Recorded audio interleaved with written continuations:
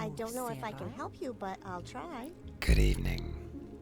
We return again to the story of Caius, Spellsword, Dunmer, Eternal Champion, former agent of the Emperor, native of Morrowind, and currently on his next journey, although I did forget a conversation with the owner of the ferry, so we'll have to go back and have a conversation with them. New around here, huh? I'm Ladia Falgurius. Are you looking for someone in particular, or some specific place? Or are you looking for some services? Who do you know in particular? Angaril of the Volkel Guard is boss of Fort Pelagiad. Dressla Ramothan is publican of the Halfway Trade House. Nobody else important I can think of. And if you're looking for someone in jail, you need to look in the fort, of course. What about specific places? Plagiad is a small place, just a halfway trade house, a couple of merchants, a few colonists, and Fort Plagiad. Most of us are outsiders, colonists from the Empire, adventurers looking for our fortunes. To the west of town, the road leads southwest to Seyda-Neen, south to Ebernhart, southeast through the Ascadian Isles to Vivek, and north to Balmora. We have no travel services, but walking is good exercise. Well, what are the services available that you haven't mentioned? Mebstein Ents, the Breton, he's a trader, deals in a bit of everything. Uldernil is a high elf and a fair armorer. Fort Plagiad has Imperial Legion services. Some folks offer training, but you have to know the right people. And who are the right people? If you don't know, I can't tell you. They say the Thieves Guild has people in Plagiad, but why would I know anything about that? Well, what rumors have you heard? How do you think that it was that the bloated Imperial plutocrats got the charter to exploit the Caldera ebony deposits, and not a native great house or a local colonist? Big fat bribes, I can tell you, and friends in high places. Not a fan of the Imperials, then. Civilization has brought peace and prosperity to all Tamriel. We place our faith in hard work, education, and discipline. We prefer free trade and diplomacy, but are not ashamed to use force. That's quite a different story than what you told me in the rumors. What about secrets? How do you recognize a Daedric shrine? Well, they've got long, funny names like Ashur Nabibi or Zainistris. Some are well-known sites, like Ald Sotha and Balfell, and stone and architecture is unmistakable. Big, dark, gray-green stone ruins, funny angles, funny markings, and patterns on the stone, weird oval, crooked doors, and inside all funny angles. What do you know of the Imperial cult? Plagiad's Imperial cult shrine is in Fort Plagiad, at the eastern end of the main street. The altar there cures diseases and poison, and Yigfa, the healer, sells cure potions. I think that's all that I really need right now. Speak freely, friend.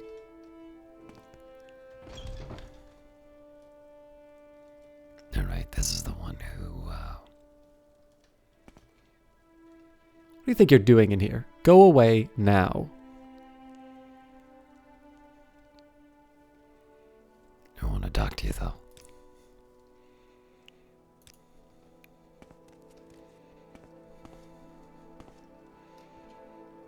Are you an idiot? I told you to go. Fine. You look ravaged. Maybe you should see a healer. From where do you hail, friend? It's a long story. I'm happy to help you, Caius. Tell me what you need. Tell me about Plagiad. Well, looks like we already know what's going on. I'm interested in talking with more people, but for now, I did want to get some rest.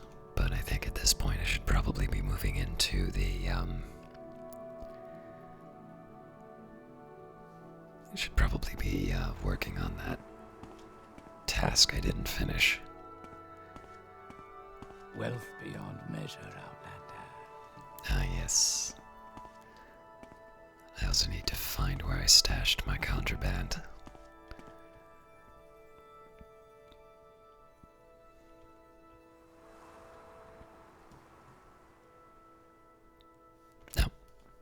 I still have it.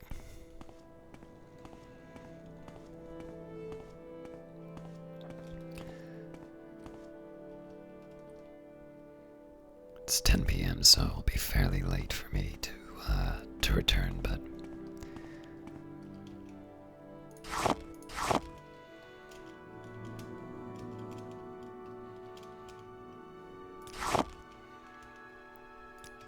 never know when you're gonna need to do some alchemy.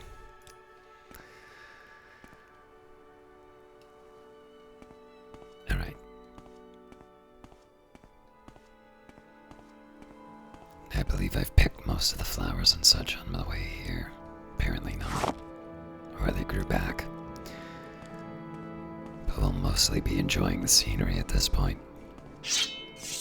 I'm also gonna take a minute just to make sure I remember the controls.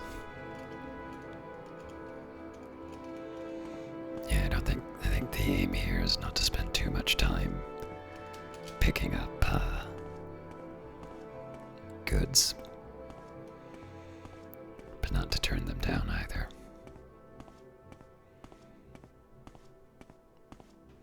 It's a nice clear night, so we get to admire the stars.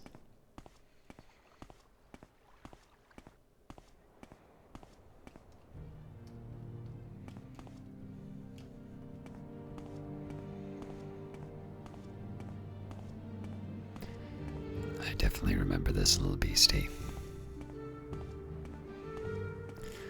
So the aim in stopping at Fort Plagius was just to be able to get some healing in.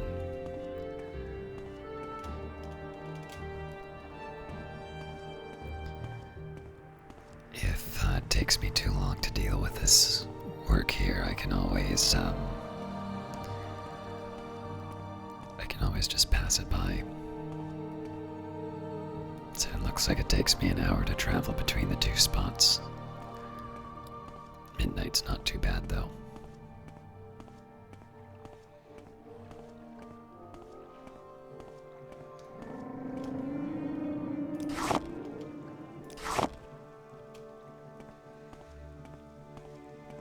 Ah, the rain. Good day, Outlander. I am the caravaner for Saedanin. Tell me your destination, and I'll tell you if I can help you. Odinius Nuceus told me to say hi. Yes, he steers business my way, and I do him a little favor now and then, poor fellow. I don't think he's happy here in Morrowind. Thank you. We make a special trip just for you. Same low price. That's very good to know, although I do like walking. Alright, so as much as I would like to get out of the rain, I am interested finding out more about this story.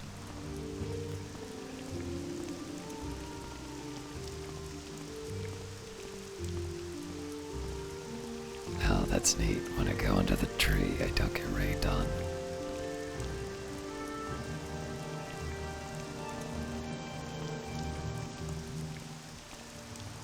Anytime now. Not happy here. In fact, no, I'm not. If I had 100 drakes, I'd be on the next boat to Narcissus. I came here to make my fortune, and all I've got is this cursed ring. Say, would you give me 100 drakes for it? The ring itself is worth more than that, but the enchantment is cursed. No one will buy it from me. There's a nifty little enchantment that helps you run faster. Problem is, it sucks blood right out of you every time you use it. Please, you'll be doing me a real favor. Here's 100 drakes. Give me the ring. Thank you, you're a lifesaver. I'll grab the next boat out of here. Thanks again, and I hope your luck is better than mine was. Your journal has been updated. Nuceus' cursed ring has been added to your inventory, and 100 gold has been removed from your inventory. I'm not exactly happy about losing the gold, but I do feel like I helped my fellow man. Or, Tamrialan.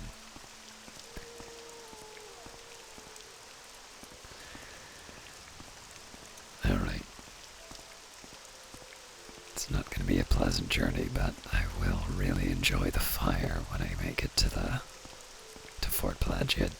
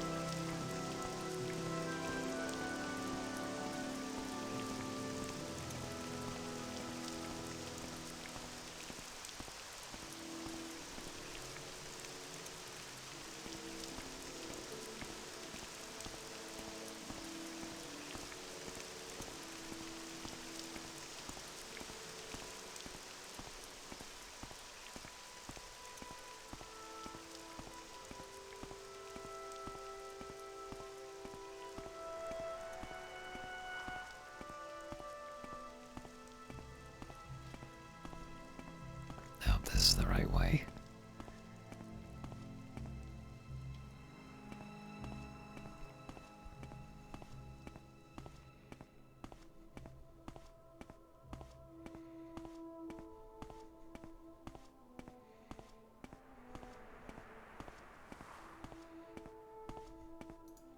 Also just gonna, yes, I have a heal up, just in case I run into anything undesirable.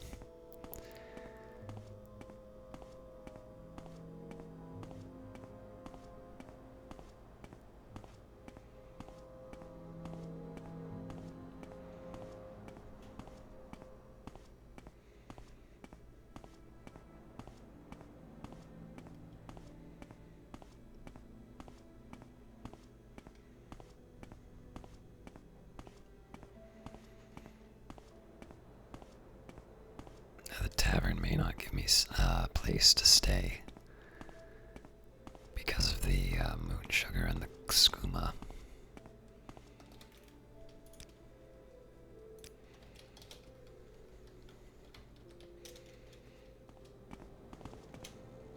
Good to see you, Caius. Got a problem?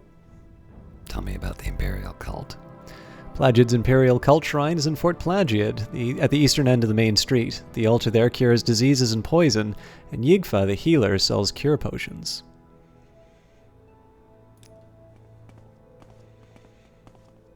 You were talking about... Under sun and sky, Outlander. I can't help you. We greet Got you healed warmly. elsewhere. I heard you talking about wealth beyond measure. That was Solstheim. Terrible place, I've heard. There's a boat from Kuhl, if you have any reason to go. What about the fort itself?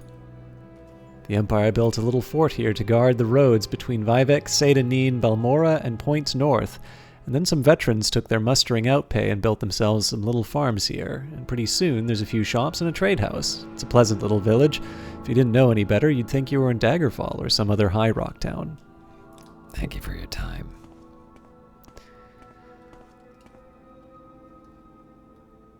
Alright, it's 1 in the morning. I think it's time to get some rest. What, Yakum? Me? Speak, Ashland. No, speak good old elf. Sorry? What is your trade? I'm a lovable rogue, a silver-tongued devil with a taste for better things in life. But lovable as I am, some people get upset with me, so I must fight. Purely in self-defense, you understand? I like light armor and short blades for self-defense. Heavy armor and heavy weapons just tire you out, but I train with various different weapon types and armor types, so I can improvise when the situation demands it. Nice to hear. From where do you hail, friend? Morrowind originally. Glad to help, Caius. What can I do for you? What is your trade? I'm a sorcerer, though my mastery of special disciplines for the College of Conjuration and my private studies of the Outer Realms and their powers and principalities, I have learned to summon and command their denizens to do my bidding. I do these things for coin, or to suit my own interests. I am also an enchanter, enchanting items for my own use and for the use of others. My skill with enchantments makes me more efficient in using enchanted items that I can collect on my research expeditions. And yet apparently you will not let me use any of your services. It does sound very impressive what you do, though. Not with you, no.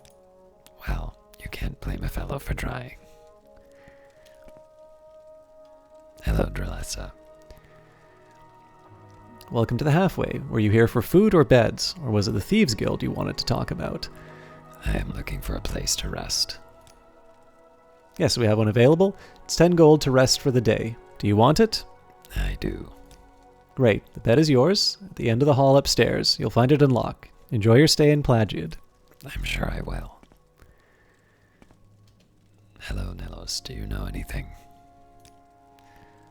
Ah, yes, you are also a lovable rogue.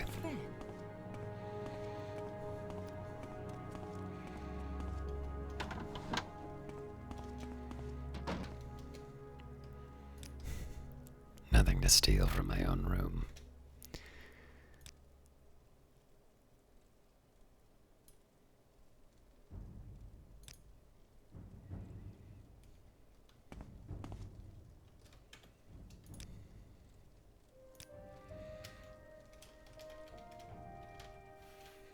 Stram.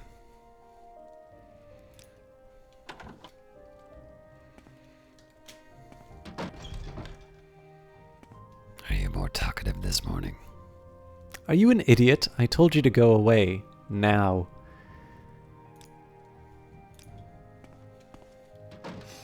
Apparently not. Yes, please. Is Anazi's new friend Caius. So pleased to see you.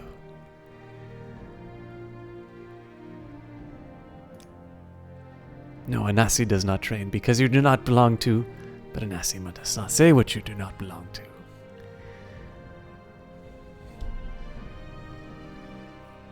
I was hoping to try and find out some more about the fellow upstairs. Greeting. I really can't help you, Steve.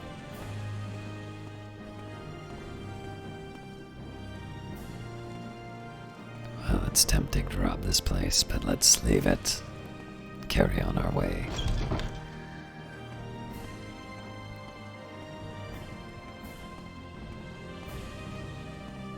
You want something, Fred? I'm an officer of the Imperial Legion. Move along. Very well.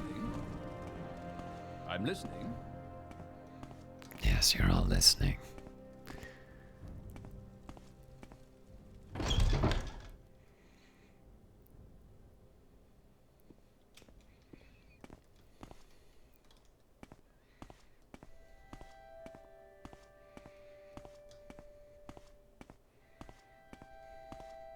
Move on.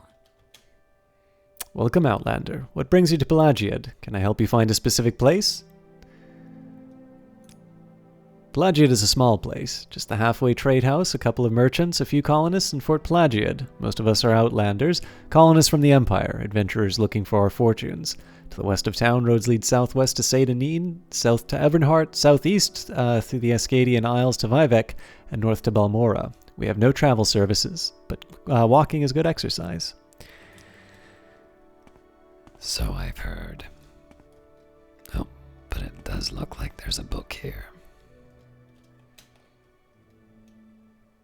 Ordo Legionis. The most disciplined and effective military force in history, the Imperial Legions preserve the peace and rule of law in the Empire.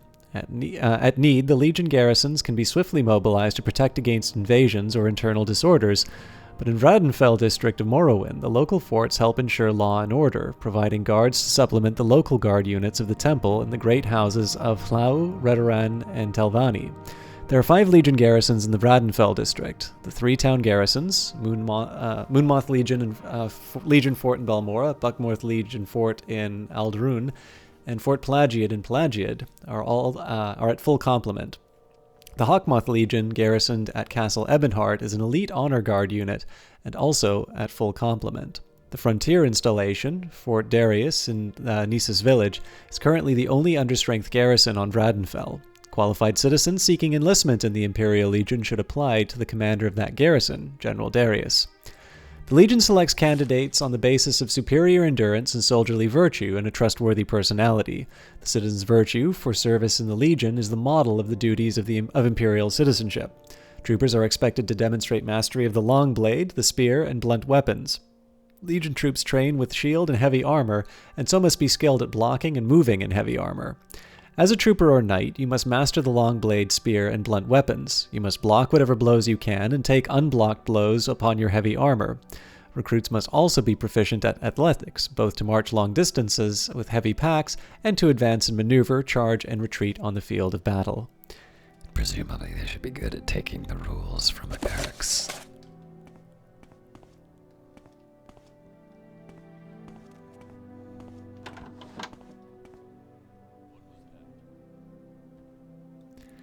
Blessings of the Nine, Caius.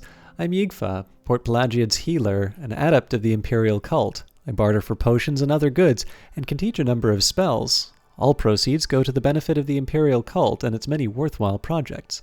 Would you like to join the Imperial cult? This does sound rather good. How does one join?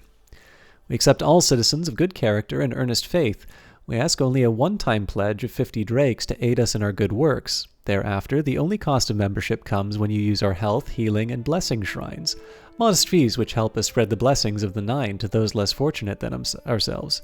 Do you wish to join the Imperial cult, or would you rather I review the Imperial cult requirements and doctrines before you join? I would prefer to have a review of the doctrines and requirements. To serve and glorify the Nine Divines, you must cultivate a noble personality and a strong will. Respect the magical arts, especially the colleges of restoration, mysticism, and conjuration. Those who swear to avoid bloodshed, to take the field unarmored, and fight only with blunt weapons are especially praiseworthy. Knowledge of enchantments and the gift of diplomatic speech are other qualities we look for in our initiates. Well, I only passed some of that. Our doctrines are simple. We acknowledge the divinity of the Nine Divines: Akatosh, Dibella, Arche, Zenithar, Mara, Stendar, Kinnereth, Julianos, and Tiber Septim. We preach the 9 virtues: humility, inspiration, piety, work, compassion, justice, ambition, learning, and civility. Our Emperor is the defender of the faith, and the Empire is the worldly working of the divine plan. We pledge aid and comfort to all citizens in need, and serve the Emperor and the Empire at his will. Our rules are equally simple. It is forbidden to attack another person of the Imperial cult, and of course forbidden to kill another cult member. It is forbidden to steal from another member, whether by open theft or by covert pickpocketing. It is forbidden to trespass upon the private property of another member, private property being understood to be anything behind a locked door. Break any one of these rules, and you shall be expelled from the cult. Now, Caius, do you wish to join? I do. You are now a layman in the Imperial cult. Welcome, Caius, to our community, and may you rejoice in its blessings. Can I tell you about our services? Or, if you can donate more time and effort, would you like to become a lay servant?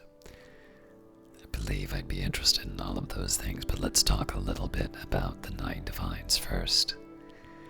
The official religion of the Empire, the Imperial cult, worships the 9 Divines. The 9 Divines are the Aedra Akatosh, Dibella, Arche, Zenithar, Mara, Stendar, Kinnereth, and Julianos, and the divine god hero Tiber Septim, founder and patron of the Empire. Let's talk about them individually. I am, of course, already a believer of Akatosh, or follower of Akatosh. Akatosh, the dragon god of time, is the chief deity of the 9 Divines. And Dibella. Dibella, the goddess of beauty, is the most popular god of the 9 Divines. In Cyrodiil, she has nearly a dozen different cults, some devoted to women, some to artists and athletics, and others to erotic instruction. Yes, I remember Sentinel well. What about Arche? Arche, god of the cycle of life and death, is the deity associated with burials and funeral rites and is responsible for the progression of the seasons. His priests are staunch opponents of necromancy and all forms of the undead. We'll talk about that later, but let's hear about Zenithar. Zenithar, trader god and patron of work and commerce, is the deity of wealth, labor, commerce, and communication. His priests have shown that the way to peace and prosperity is through earnest work and honest profit, not through war and bloodshed. Sorry about the creaking, it's my chair. What about Mara? Mara, goddess of love, is the mother goddess, patron of the bountiful earth, and source of mortal compassion and understanding. She is associated with Nir of Anaud, and the female principle of the cosmos that gave birth to creation. And Stendar. Stendar, god of justice and mercy, is patron of righteous might and merciful forbearance. He is the inspiration of magistrates and rulers, the patron of the imperial legions, and the comfort of the law-abiding citizen. What about Kinnereth? Kinnereth, goddess of air, is deity of the heavens, the winds, the elements, and the unseen spirits of the air. Patron of sailors and travelers, Kinnereth is invoked for auspicious stars at birth for good fortune in daily life. And what about Julianos? Julianos, god of wisdom and logic, is deity of literature, law, history, sorcery, enchantment, and alchemy. Monastic orders founded by Tiber Septim and dedicated to Julianos are keepers of the Elder Scrolls. And of course, let's hear about Tiber Septim himself. Tiber Septim, Talos, the Dragonborn, heir to the seat of Sundered Kings, is the greatest hero god of mankind and worshipped as protector and patron of just rulership and civil society. If you can give me a second here, I have to tab out of the game very quickly. And it's just a technical thing I'm working with, so I have to break character for a bit.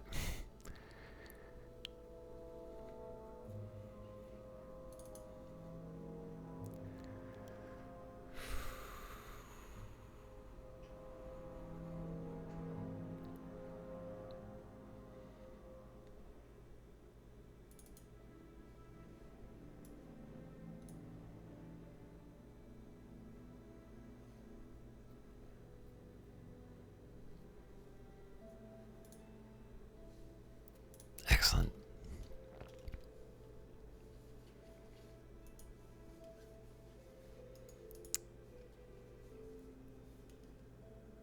Oh no.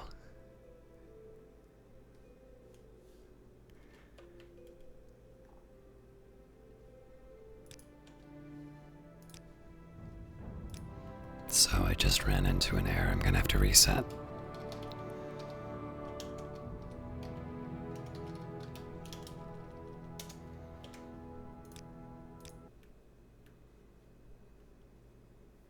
I was a little scared that was going to happen.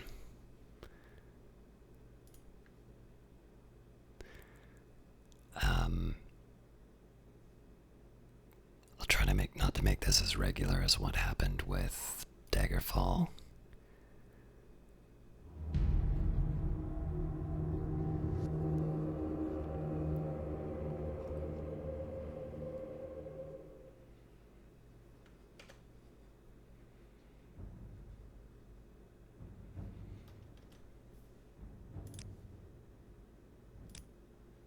You've got the better of me, so go ahead.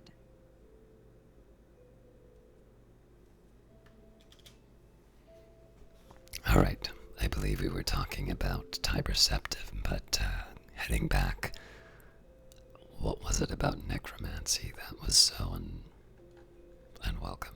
Oh.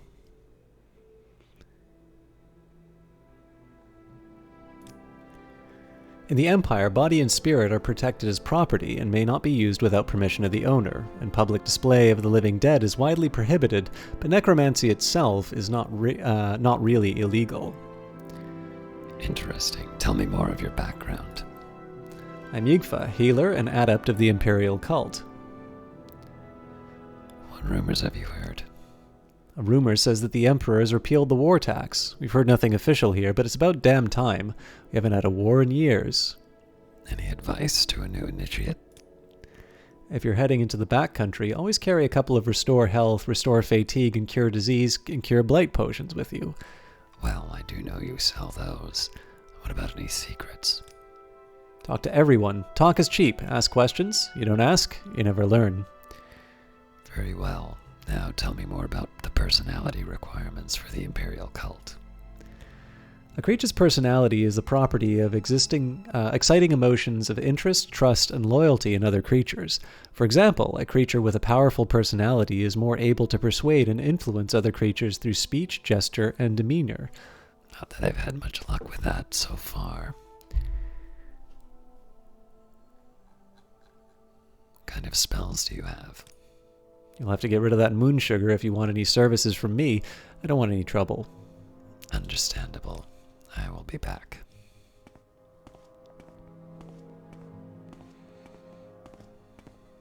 Keep moving.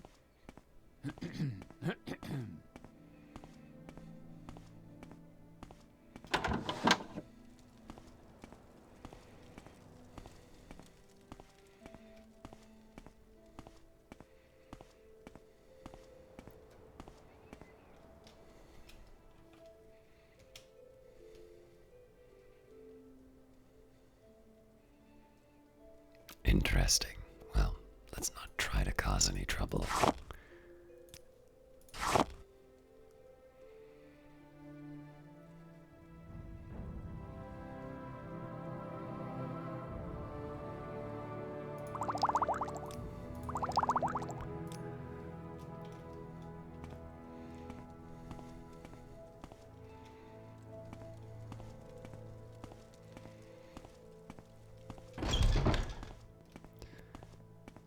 Alright, now let's see what we've got here as far as the spells are concerned. I take it you want something. Well, what is it? I thought we got along.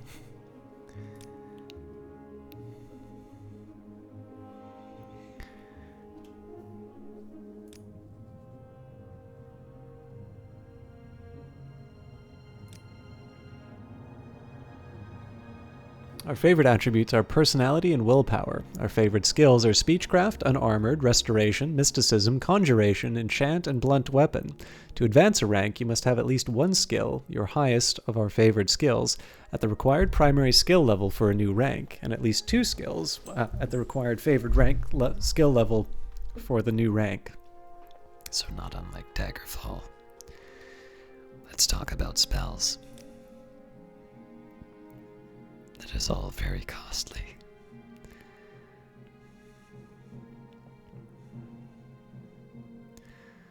So Polania's antidotes.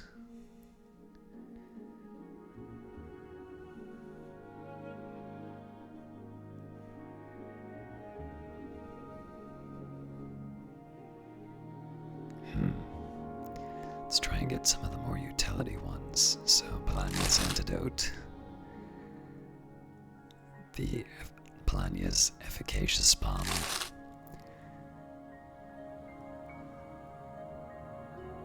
And Realm's Cure is rather expensive, but I think it would be good to be able to cure disease. Now I would like Restore Strength, Speed, Luck, and Intelligence, but I think I need a little more wealth for that. Although I suppose I have tried to learn all spells in the past, so let's learn Righteousness and Blessed Touch because we can afford it. And we'll barter to see if there's anything else.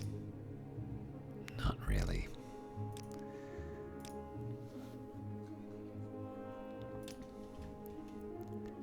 So I'll do what I can to try and improve in my abilities.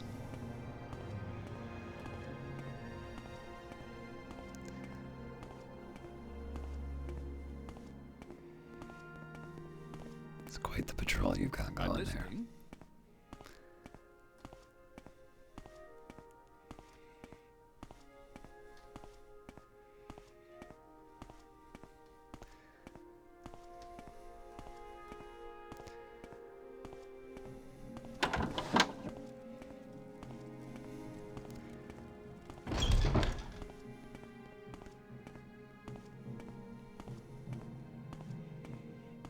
Slightly interested in what's upstairs, but I would have preferred to try and get some kind of a quest or some kind of a mission from the oh, it's tempting, but I will behave myself in the fort. I was hoping to find something from the Imperial cult to do.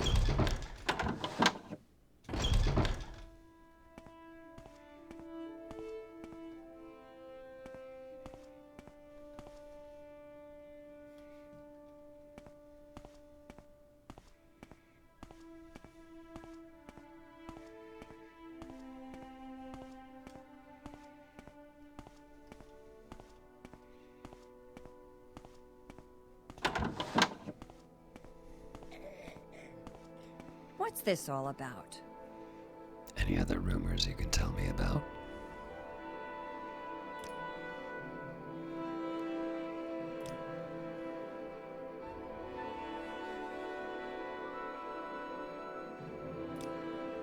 What about your trade? I am a healer, and I have sworn solemn oaths in the College of Restoration to heal the afflicted and cure the diseased. But I've also studied both unarmed and unarmored martial arts of the Khajiit and light armored and blunt weapon styles of the Imperial West, both for self-defense and for disabling and killing dangerous opponents. I sell spells, and I am a spell maker who creates spells to your specification. I can also teach you in my skills for a fee. It would be very interesting in learning a little bit about your skills, but what about the martial arts? The unarmed, unarmored martial arts are traditions of the Marshmarrow, Salt Rice, and Golden Reed societies of the dissident priest, patterned on the Rain of Sand fighting styles in elsewhere, are slow to be adopted in the Empire, associated as they are with the ascetic renunciation of worldly wealth and material goods, and the rigid disciplines and mystical philosophies so alien to the Imperial West. Can you tell me about curing disease? In Morrowind, you worry about 3 kinds of disease: common disease, blight disease, and corpus disease. Common disease isn't so bad. You can get cured at shrines or temples easily, but you need to get cured or people won't want to talk with you. Blight disease is more serious, and potions and cures are harder to come by. Corpus disease can't be cured, and some say vampirism is a disease, but the only cure for a vampire is destroying it. Policy on vampires is kill on sight or run on sight. I'm going to ask you about vampires later, but tell me more about common diseases. There are 16 common diseases I've encountered in Vradenfell: rockjoint, helljoint, whitbane, chills, serpigious dementia, greenspore, dampworm, rust chancre, droops, ataxia, wither, swamp fever, collywobbles, brown rot, yellow tick, rattles. We group their effects to 3 levels: mild, serious, and acute. Serious and acute are more dangerous, of course, but none of them are fatal. But you must get them cured, or they will weaken you and people will not want to talk to you. What about blight diseases?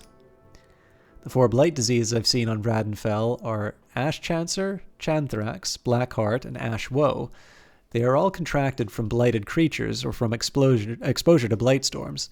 You don't have to worry about blight storms unless you're entering the Red Mountain region. You'll need resistance to blight disease protections to go there. And what about corpus diseases? Corpus is a rare form of blight disease. Sometimes Crusaders get it from fighting corpus monsters inside the ghost fence. We can't cure it. Victims are sent to the Corpusrarium beneath Tal Fear, the tower of the Telvanni wizard Diveth Fear. Victims go mad, and the body becomes fat and distorted with unnatural growths. It is always fatal. Sometimes it progresses slowly. Sometimes it is a matter of days. Tell me more about corpus, then. Corpus is a deadly disease, profoundly affecting a victim's mind and body. Symptoms include dementia, violent behavior, distorted, disfiguring skin growths. It may be contracted from corpus beasts or other blight monsters. And what about vampirism? I've heard some say that vampirism is a disease, but no temple or cult has ever been able to cure it. And I've heard of a mage's spell that could cure it. I've never heard of a mage's spell that could cure it, but I admit I've never encountered a vampire and never thought how I would treat one. I think I'd be more worried about getting away from one than curing it, and I don't know how it is in the rest of the Empire, but we know vampires are terribly dangerous and evil, and we'd destroy them on sight if we could. Well, with that in mind, I will maybe move along. Although I am interested in this training at some point.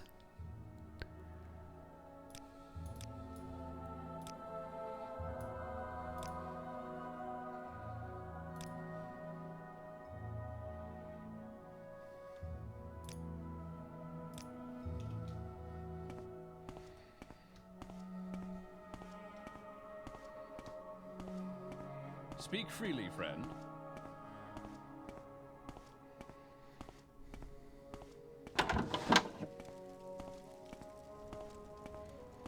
We'll give this one more time, one more chance to try and talk with this fellow who's supposed to be in contact with undesirable elements. Speak freely, friend. Oh, I've got a book.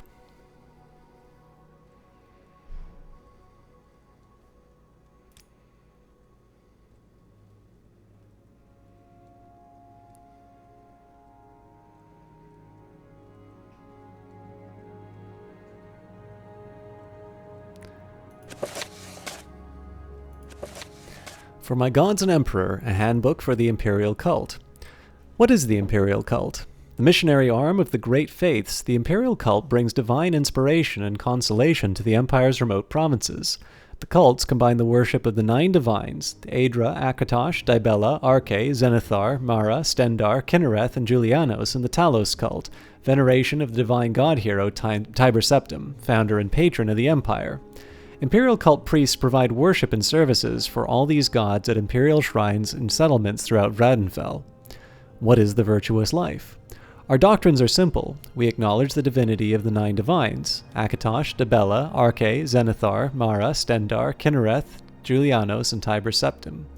We preach the 9 virtues: humility, inspiration, piety, work, compassion, justice, ambition, learning, and civility. Our emperor is the defender of the faith, and the empire is the worldly working of the divine plan. We pledge aid and comfort to all citizens in need, and serve the emperor and the empire at his will. The imperial cults look to the 9 divines as models for living a good and virtuous life. Each of the 9 represents different aspects of life and how it should be lived, but the simplest statement of our doctrines is to help and protect one another. The stronger one is, the wealthier one is, the more one bears responsibility for helping and protecting others. One's first duty, of course, is to one's fellow members in the imperial cult, but after that one should help and protect any needy persons. We also say do not harm one another. It is forbidden to attack another person of the imperial cult, and of course forbidden to kill another member. It is forbidden to steal from another member, whether by open theft or by covert pickpocketing. It is forbidden to trespass upon the private property of another member. Break any of these rules and be expelled from the cult. How can I join the imperial cult? The imperial cult accepts all citizens of good character and earnest faith. We only ask that a one-time pledge of 50 drakes to aid us in our good works. Thereafter, the only cost of membership comes when you use our health, healing, and blessing shrines. Modest fees, which help us spread the blessings of the 9s to those less fortunate than ourselves. Those who wish to join the imperial cult in Vradenfell will find a warm welcome from our cult greeters: Yigfa at Fort Plagius, Silora Cyriluiulus at Buckmouth Legion Fort, Somtius Vunius at Moonmoth Legion Fort, Rukia Conitian in the Grand Council Chambers in Ebonheart, or Lachia Varian in the Imperial Chapels at Ebonheart. What are the requirements for advancement in the Imperial Cult? Seekers who wish to advance in the service of the 9 must dedicate time and resources to serving the cult and must strive for personal improvement in their attributes and skills. Only the most distinguished and are worthy of advancement in the higher ranks in the imperial cults. To serve and glorify the 9 divines, the faithful must cultivate a noble personality and a strong will. Respect the magical arts, especially the colleges of restoration, mysticism, and conjuration. Those who swear to avoid bloodshed, to take to the field unarmored to fight with only blunt weapons, are especially praiseworthy. Knowledge of enchantments and the gift of diplomatic speech are other qualities that we value in our initiates. Imperial Cult Services. You can find Imperial Cult Services in Buckmoth Legion Fort, Moonmoth Legion Fort, Pelagiad Legion Fort, Nisus Legion Fort, Wolverine Hall in Sadith Mora, Vivek Foreign Quarter, and the Imperial Chapels in Ebonheart. Seek training at Wolverine Hall, Buckmoth Fort, Moonmoth Fort, Ebonheart Imperial Chapels, Governor's Hall in Caladra, and Ald Vilothi Outpost. Many Imperial Cult locations have healing altars. You may pray at Imperial Cult healing altars and receive blessings which cure common and blight diseases, cure poisons, and restore damaged attributes. Non-members pay 25 drakes. Non-members pay... A price so good they wanted to say it twice. Newer members pay 10 drakes, while higher-ranking members receive blessings free. Healing altars are found in Vivek Foreign Quarter, Wolverine Hall in Sadrith Mora, Buckingmoth Legion Fort, Moonmoth Legion Fort, Pelagiad Legion Fort, Nisus Legion Fort, and Imperial Chapels in Ebonheart. Opportunities for service. Lay healers gather ingredients for health and healing potions and minister to the sick and hurt in poor and isolated communities. It is difficult and sometimes dangerous work, but the spiritual rewards are great. Lay healers need only the skills of the prudent traveler, being often on the road and in the wilderness gathering herbs and potion components. They should avoid trouble where possible, and so need not be masters of the art of war. Those interested should speak to Senolian Tufnius at the Imperial Chapels in Ebonheart. Almoners gather alms from members of the faith and friends of the faith. We depend on good donations to fund most of our good works. Almoners who are successful at bringing in generous donations may rise in the ranks of the Imperial cult service. Almoners must travel in town and village and should be skilled in persuasion and mercantile matters. Also, almoners with personal wealth are in a position to better serve the cult. Those interested should speak to Ilias Truptor at the Imperial Chapels in Ebonheart. A shrine sergeant helps keep order at shrines, carries messages and packages, and sometimes escorts priests and lay servants on dangerous missions. This occasional service is ideal for bold and free-spirited adventurers. Shrine sergeants are called upon to serve the Nine with weapon, armor, and spell. New shrine sergeants are given the easiest tasks, but later missions may demand higher levels of combat proficiency. Those interested should speak at K at the Imperial Chapels in Ebonheart. Oracle's quests are the most demanding of all Imperial cult missions. Only members of the highest ranks are invited to assist the Oracle, and the challenges require the skill and courage found only in Heroes of Legends. How do the Imperial cults view other factions in Bradenfell? The Imperial cults have very close relationships with the Imperial legions and a friendly and supportive relationship with the Imperial guilds, especially the Fighters and the Mages guilds. We have a friendly and supportive relationship with House Hlau, which strongly supports the Emperor and Imperial principles. Though we cannot condone the actions of the Thieves Guild, we praise their faithful dedication to the Emperor and Imperial culture. The Imperial cults have the greatest respect for the high moral principles of House Redoran and the Morag Tong, and honors their different but noble conceptions of divine inspiration. We disapprove of the primitive heathen beliefs of the Ashlanders and of the impious and inhumane practices of the Tilvani. The Imperial cult especially disapproves of the practice of slavery and looks forward to the day when slavery is illegal in all Imperial provinces. The Imperial cult also disapproves of the lawless and greedy Kamina Tong and their ruthless exploitation of the poor and weak. Historically, our relationship with the Tribunal Temple is difficult and unfriendly, though the Imperial cults acknowledge the lords and saints of the Temple Pantheon as worthy inspirations. The Temple falsely insists that theirs is the one true faith, and that the Imperial cults worship false gods.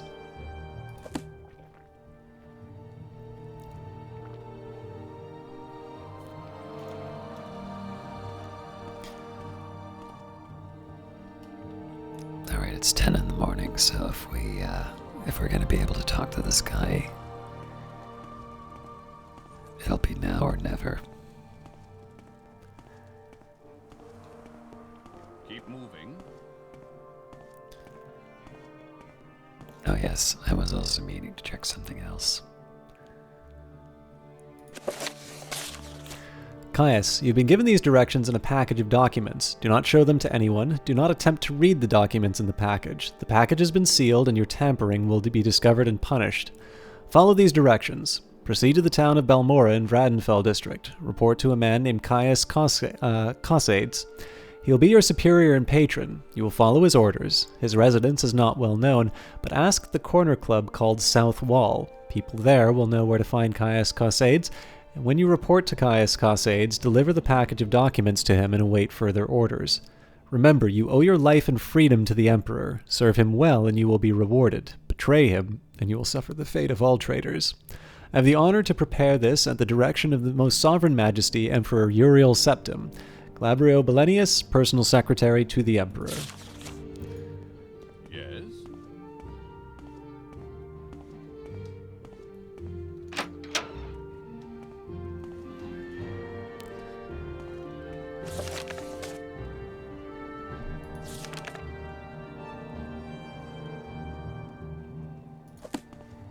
I really can't help you, stranger.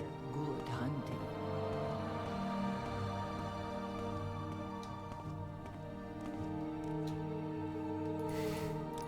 This guy wants nothing to do with me. Too much Sarah? trouble. Must be going now.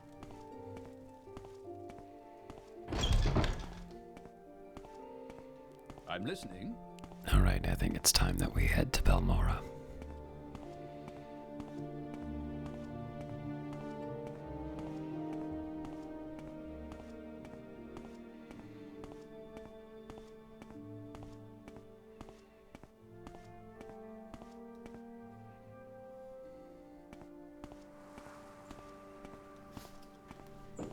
It's a little bit late start to the day, but we got some other things done, so I'm reasonably happy about that.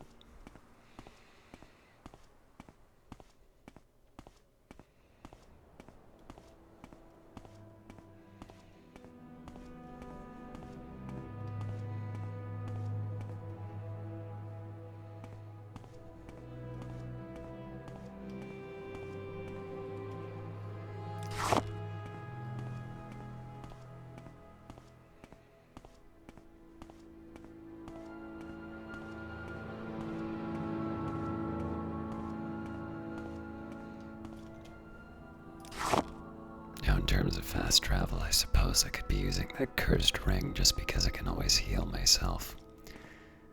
But it does look like we have an adventure ahead of us.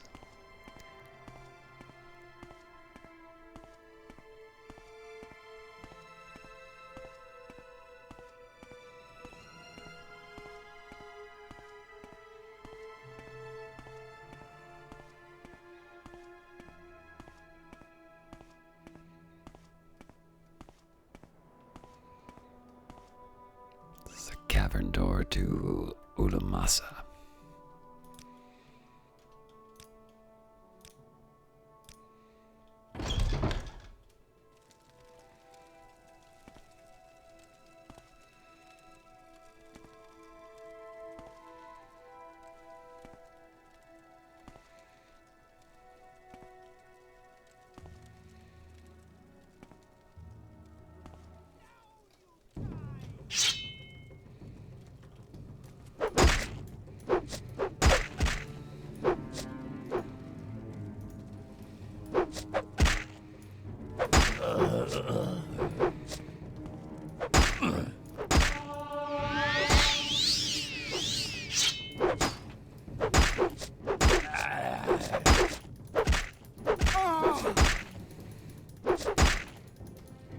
I'm bad at this. Oh. Let's try that again.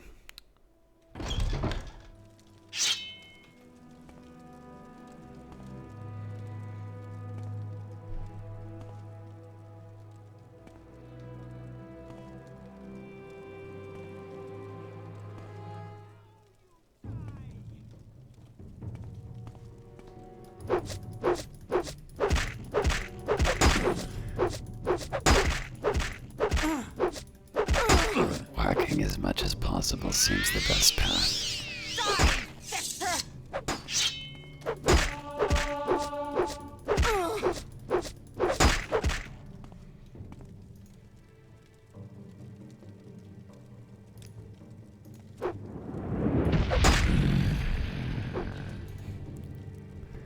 That may not have been the right call. Alright, Hearth Heal is 20 to 80, Balania's Bomb is 3 to 22, so Hearth Heal's the better one.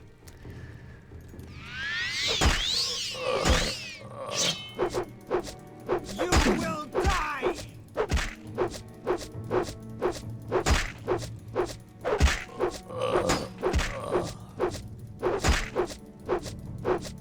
This may be to the death.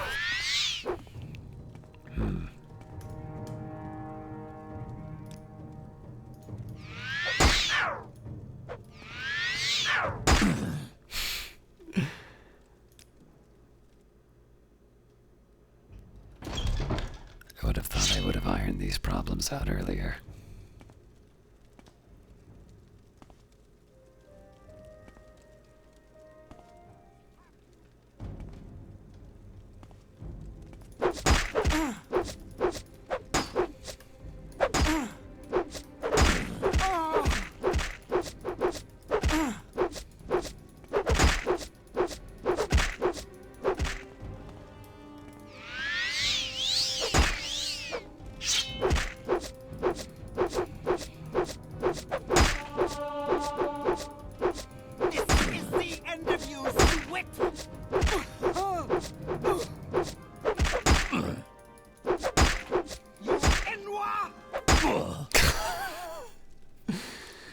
It's a lot tougher than I thought.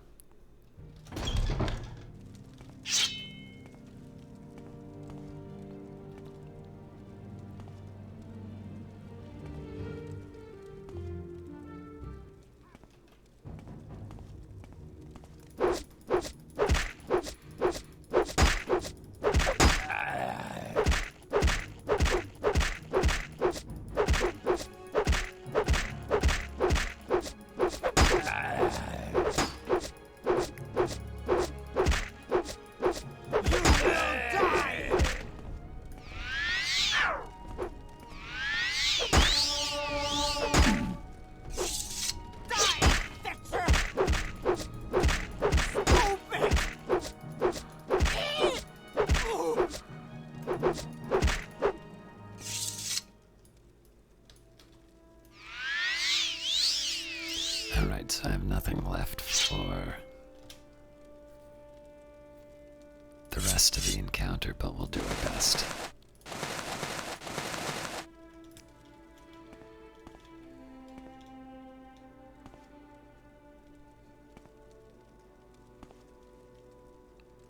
Looks like I have another fight coming up. I only wanted 2 for each stream, but I suppose at this point I might as well take advantage of the sea. You're growing weak.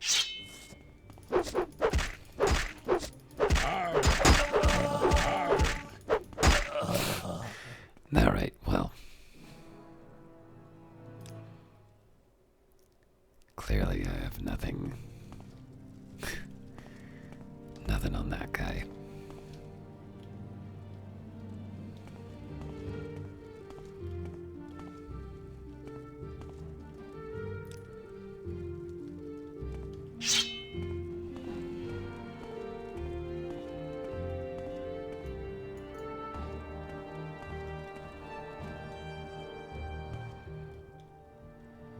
Although I am curious if my fire bite is at all helpful here.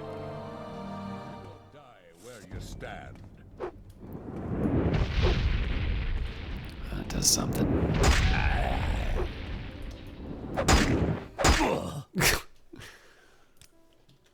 Well, it was worth a try, I suppose.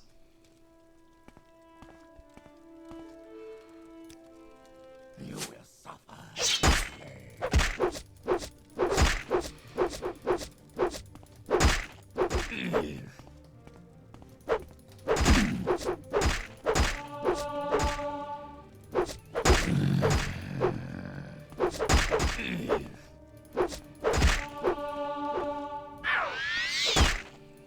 You will die.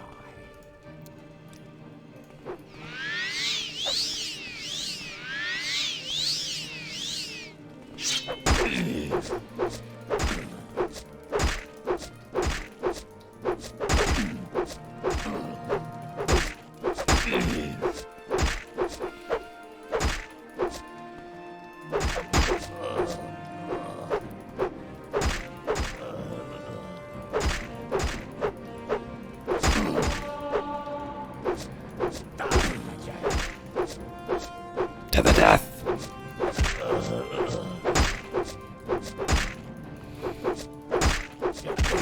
It's nearing an end.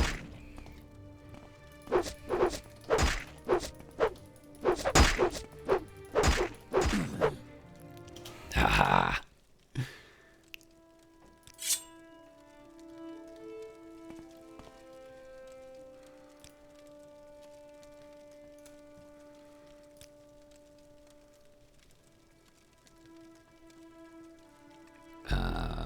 Looks like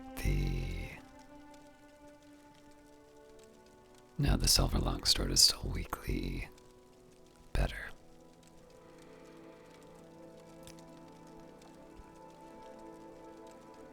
The Dark Brotherhood.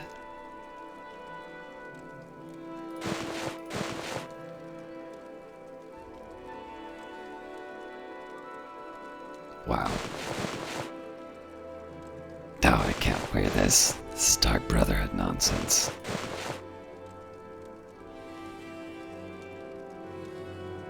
I don't care how good it is, I'll have nothing to do with them.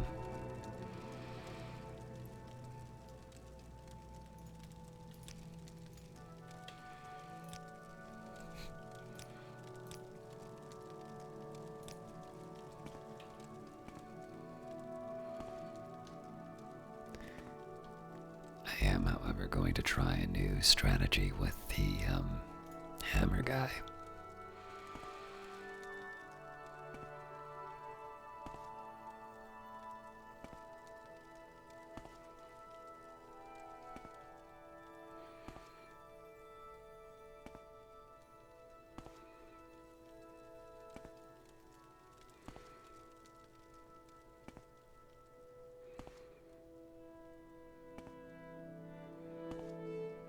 Give in. You're dead already.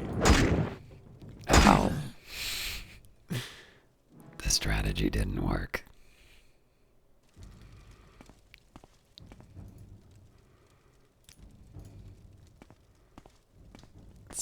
again.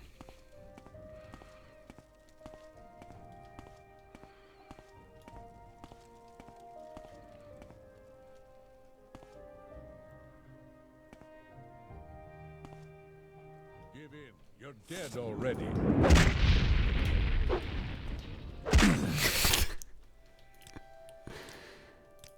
Okay, clearly I can't take any hits from that.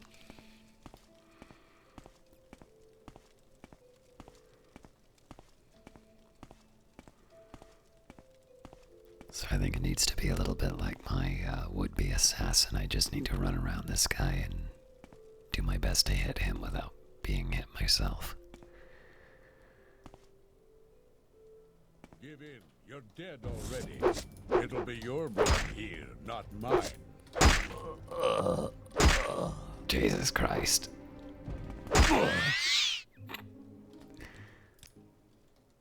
The difficulty curve certainly advances quite rapidly.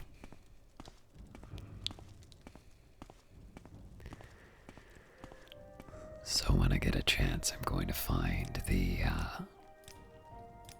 whatever ranged. Oh, well, actually, speaking of ranged.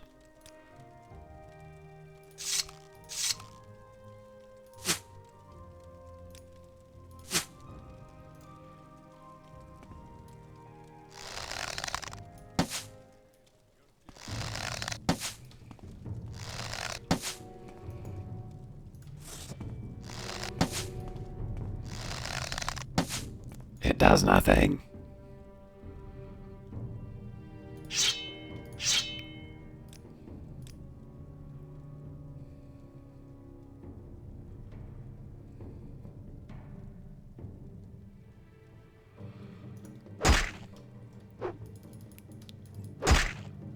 That guy really hurts.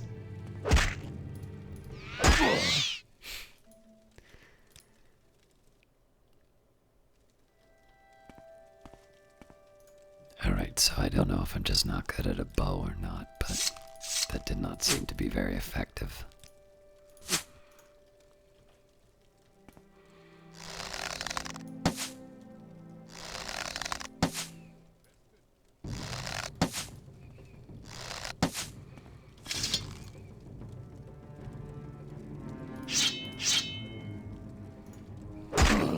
You will die where you stand. This might be a little too strong for me.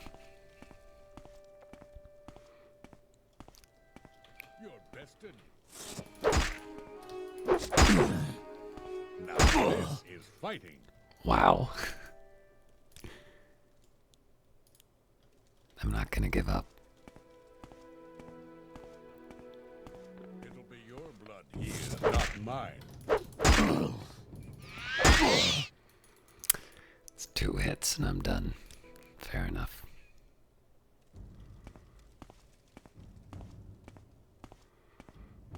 You should have picked an easier opponent.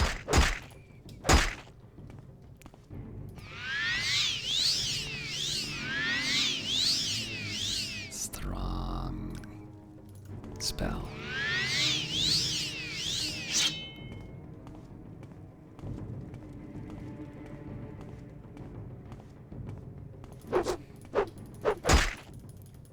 Christ. Alright, maybe I do need to give up on this guy.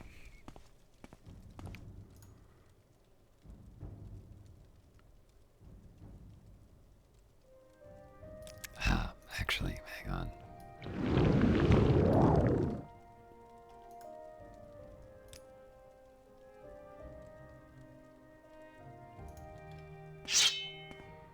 Give in. You're dead already. It didn't work. Yeah, I think I'm wasting everyone's time by going after this guy. We'll try one more where we're dancing around, but... You're bested.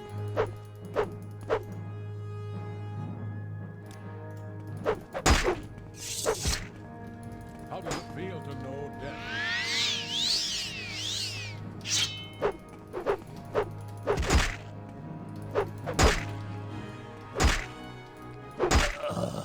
Yeah, just keep getting caught on the vines. We had a slightly better round on that, but there's no way that we can, there's no way we can handle that.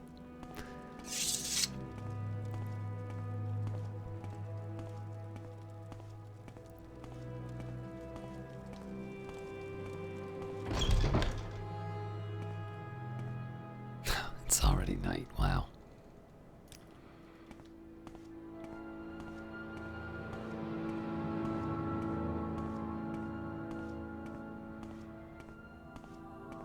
So we'll return to that fellow when we have some kind of a ranged attack.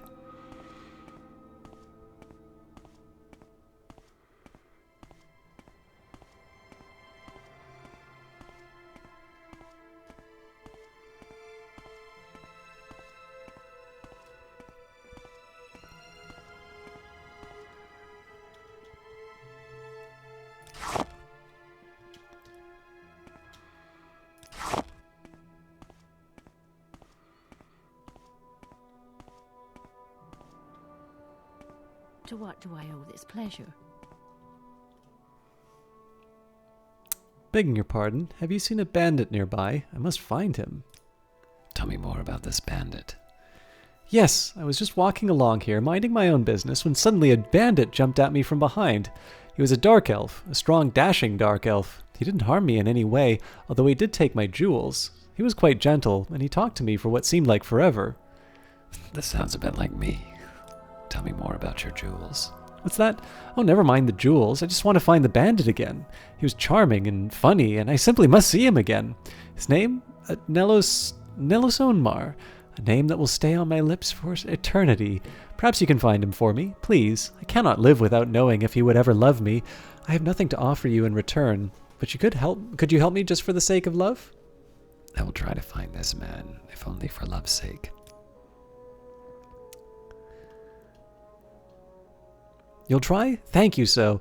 I'm sure you'll be able to find him. He mentioned something about having to head north, so I imagine he might be found in Plagiad. Please, if you find him, give him this glove for me, as a token of my love. I'm certain that he'll want to find me again. Alright, well that does give me a reason to go back to Plagiad, I guess.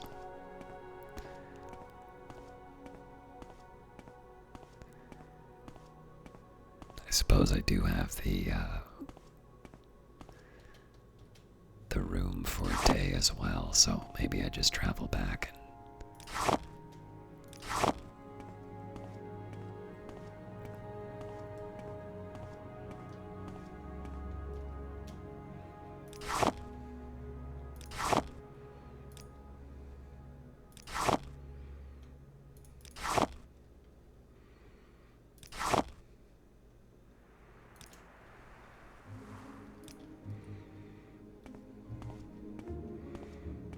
if we don't see the village over the horizon, maybe I'll head back to Plagiad just for the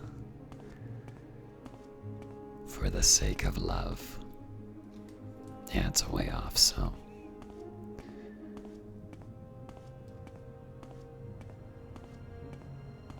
Although it looks like there's more adventures over to the side, so we'll also keep that in mind.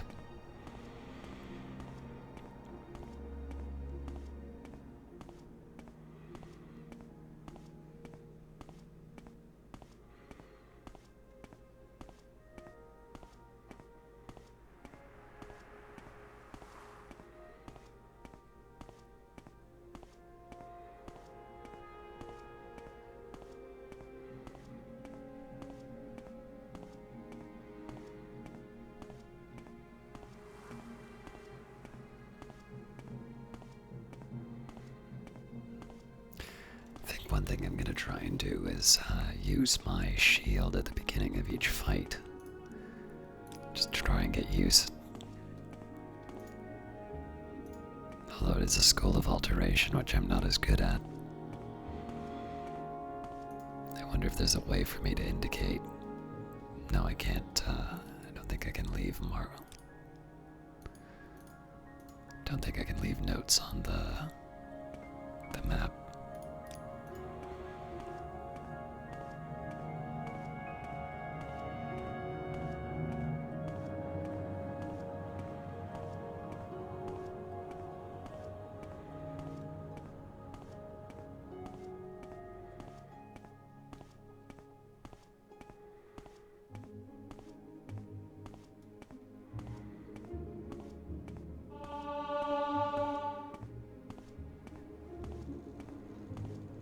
This is because I'm running.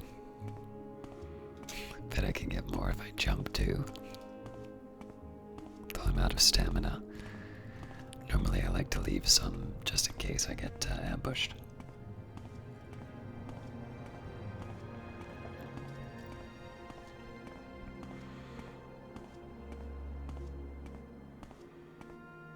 Alright, so let's see if I can find this dashing dark elf.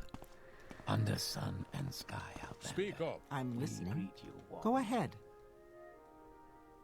Hello, Caius. I'm Ferosa Salus, and this is the village of Plagius, a little piece of the Empire right here in the heart of the Dunmer East.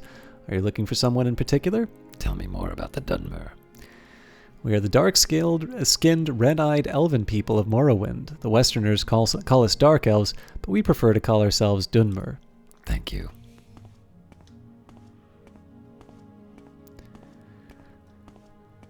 Alright, let's find the lovable rogues in the tavern.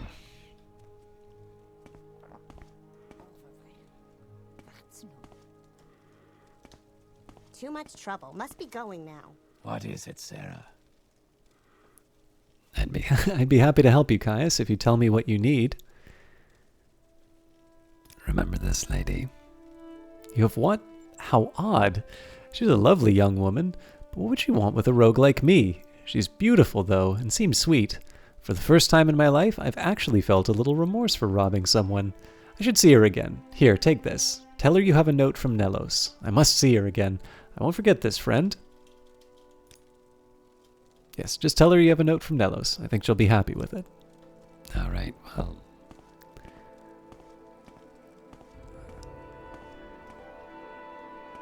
Do I... you know what, I don't need the room. I already slept in the dungeon.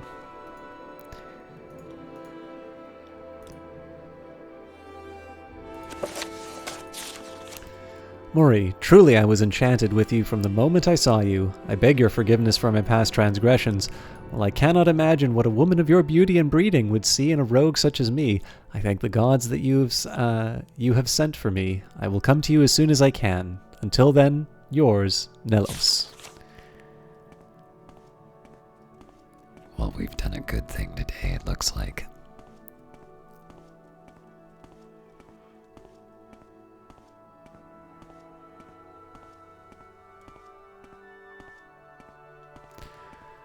I'm still gonna need to figure out what to do when I run into people with hammers.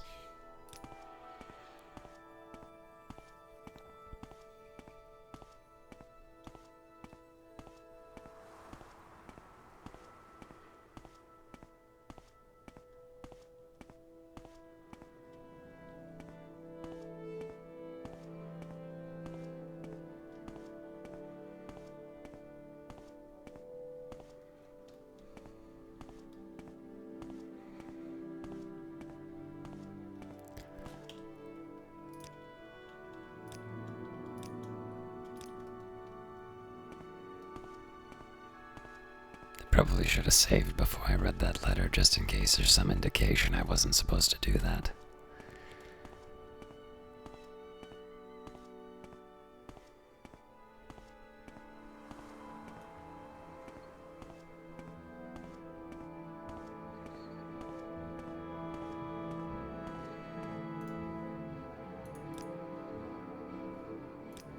Yeah, so we're not ready for that place yet.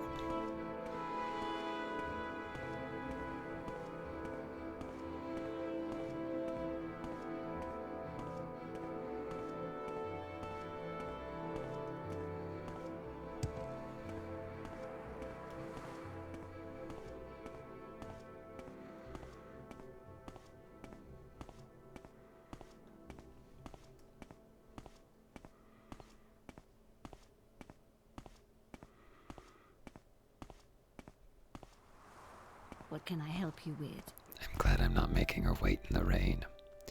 I must find that bandit. I believe he's in Plagius. Perhaps he'll come back to find me, though. Here's his note. He gave you a letter to give to me? Wonderful. Thank you so. I knew he cared. You know, you didn't have to do all this for me, and I really appreciate it. You're clearly a wonderful person. You should visit my friend Emuset Brax in Tel Arun. She's a wonderful person, and I think the two of you would get along famously. I brought the note from Nelos Onmar back to Marie Aramine. She seems overwhelmed by its contents and is full of gratitude for having delivered it. In return, she suggested that I visit her friend Emuset Brack in Tel Arun. She believes that I would do well to meet this woman, and that we might enjoy one another's company. I have seen stranger things happen in my past few days. I feel good about myself.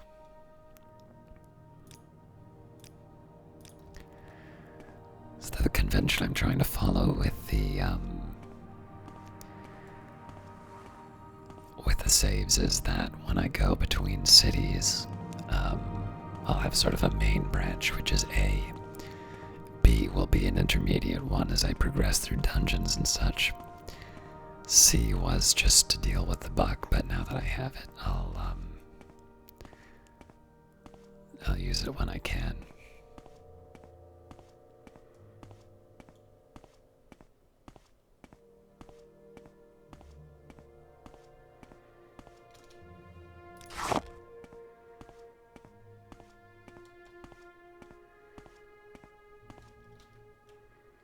Cavern door to Adenumaran.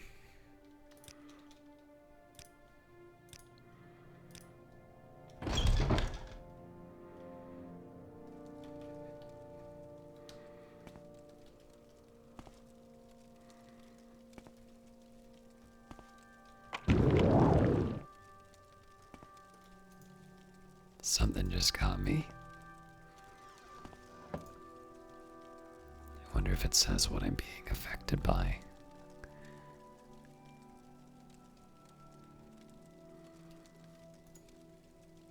Okay,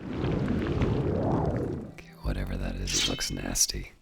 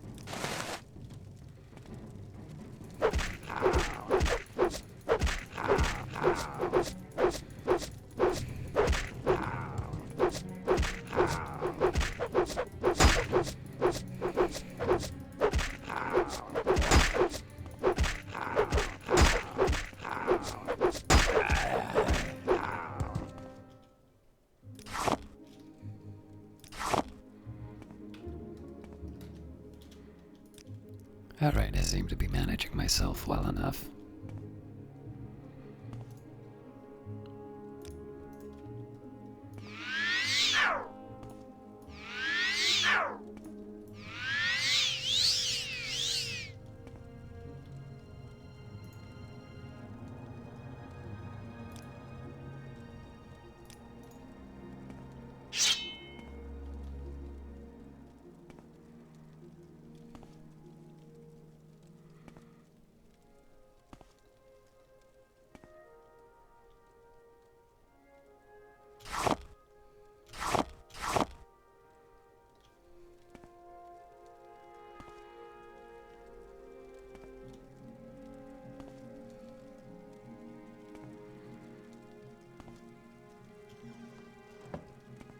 There is no escape!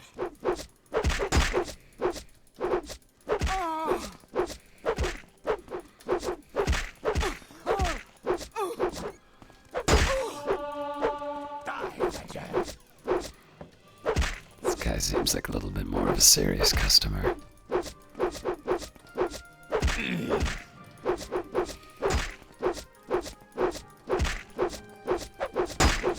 There is no escape!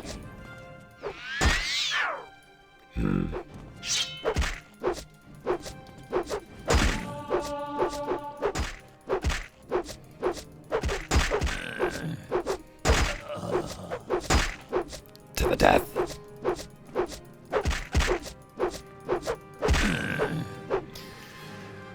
Whew.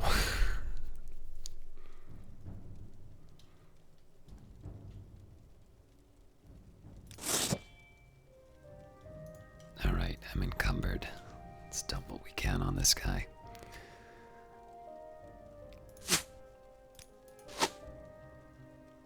Now I should hang on to a bow just in case.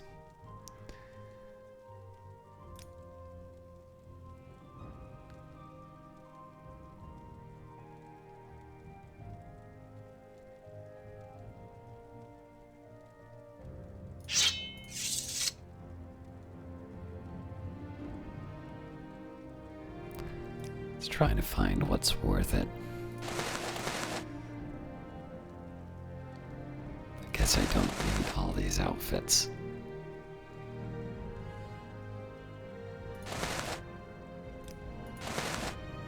There we go.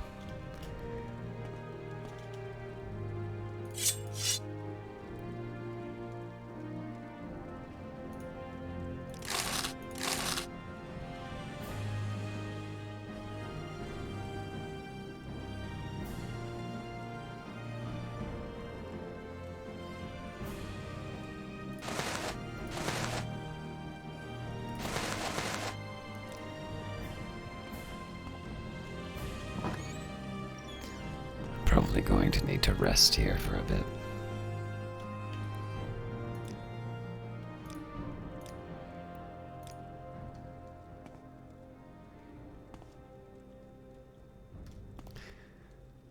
Alright, so it says that it's trapped, but I don't really have any answers for how I can deal with that.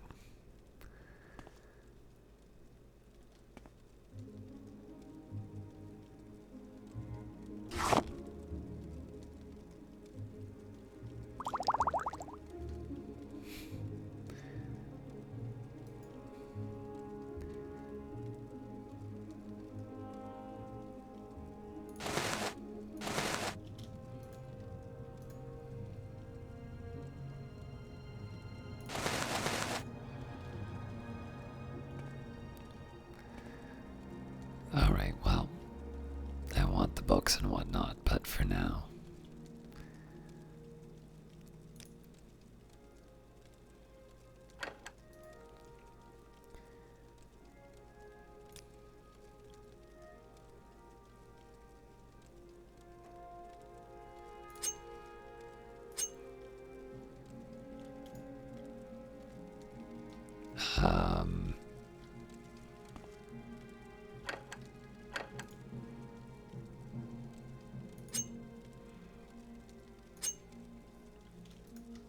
No, damn it.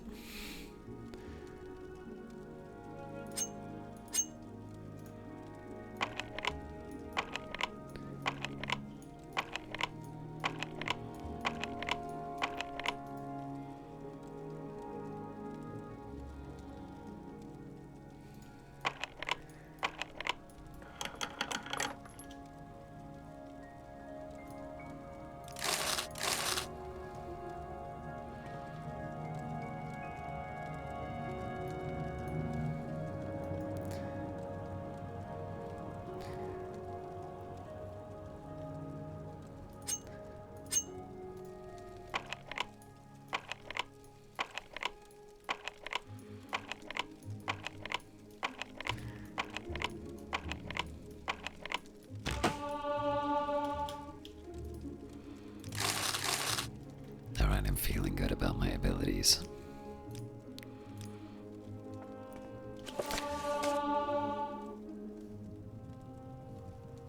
"36 Lessons of Vivek, Sermon 16. The Horator wandered through the morning hold, wrestling with the lessons he had learned. They were slippery in his mind. He could not always keep the words straight, and he knew that this was a danger. He wanted to find Vivek, his lord and master, the glory of the image of Veloth, and found him of all places in the Temple of False Thinking. There, clockwork shears were taking off Vivek's hair. A beggar king had brought this loom and was making the hair an incomplete map of adulthood and death. Neverar said, 'Why are you doing this, my lord?' Vivek said, 'To make room for the fire.' and the Horator could see that Vivek was out of sorts, though not because of the impending new power to come. The Golden Warrior poet had been exercising his water face as well, learned from the Dreus before he was born. Neverar said, "Is this to keep you from the fire?" Vivek said, "It is so that I may see with truth. It, and my place here at the altar of Padom, is in the house of false thinking. Serve so that I may see beyond my own secrets. The water face cannot lie. It comes from the ocean, which is too busy to think, much less lie. Moving water resembles truth by its trembling." Neverar said, "I am afraid to become slipshod in my thinking." Vivek said, "Reach heaven by violence, then." So to quiet his mind, the Horator chose from the fight racks an axe. He named it and moved on to the first moon. There, Neverar was greeted by the Parliament of Craters, who knew him by title and resented his presence, for he was to be a ruling king of Earth, and this was the lunar realm. They shifted around him in a pattern of entrapment. The moon did not recognize crowns or scepters, they said, nor the representatives of kingdoms below, lion or serpent or mathematician. We are the graves of those who have migrated and become ancient countries. We seek no queens or thrones. Your appearance is decidedly solar, which is to say a library of stolen ideas. We are neither terror nor sorrow. Our revolution succeeded in the manner that it was was written. You are the Horator and unwelcome here. And so Neverar carved at the grave ghosts until he was out of breath and their parliament could make no new laws. He said, "I am not of the slaves that perish." Of the members of Parliament, only a few survived the Horator's attack. A surviving Crater said, "Appropriation is nothing new. Everything happens of itself. This motif is by no means unassociated with hero myths. You have not acuted with the creative impulse, and fall below the weight of destiny. We are graves, but not coffins. Know the difference. You have only dug more and supplied no ghost to reside within. Central to your claim is the predominance of frail events. Do not be judged by the earth. To be judged by the earth is to sit on a throne of wonder. Why? Damage us more, and you will find naught but the absence of our dead. The ending of the words is ALMSIVI. And I'm back to being encumbered.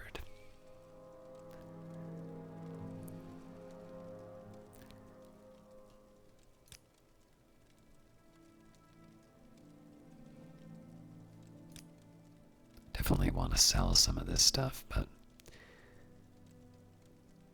I'm thinking we lose the pants.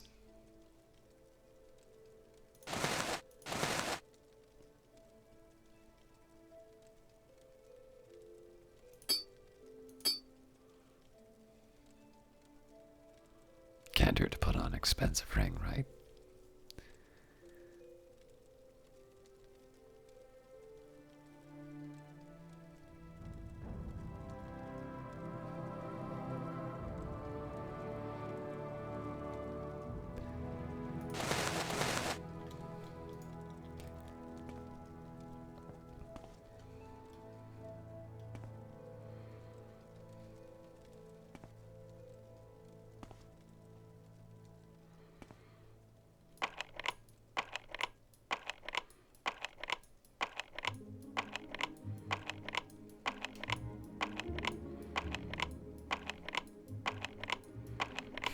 May have to do this the old-fashioned way and just open it.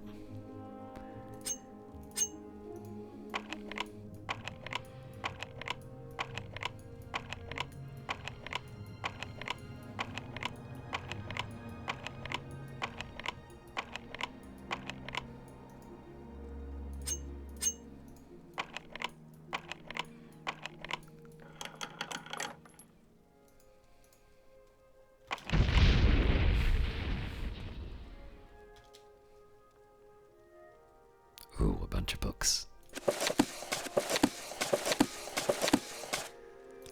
But I am going to need to find a place to dump some of this, so...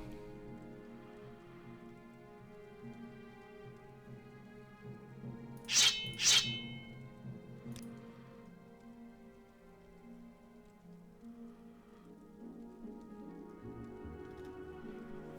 I've got a surplus of 10.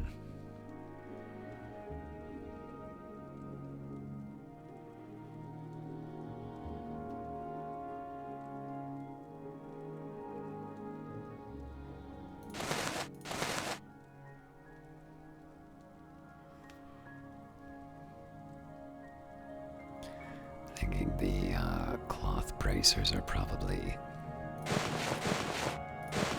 safe to leave.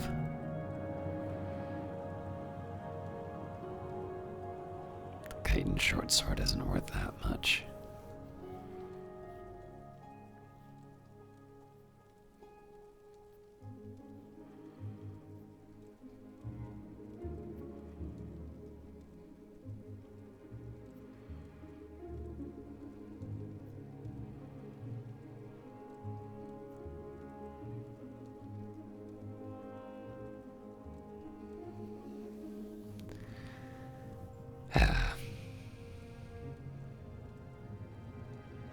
This is surprisingly heavy.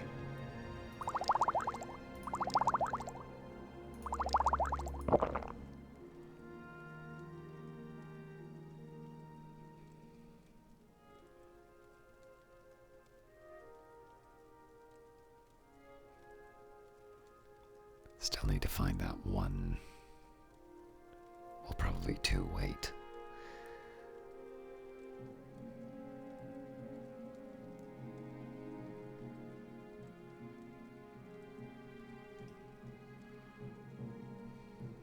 It's actually not clear to me that I can fish in this yet, but I'm going to hang on to it nonetheless. The iron short sword's gotta go at this point.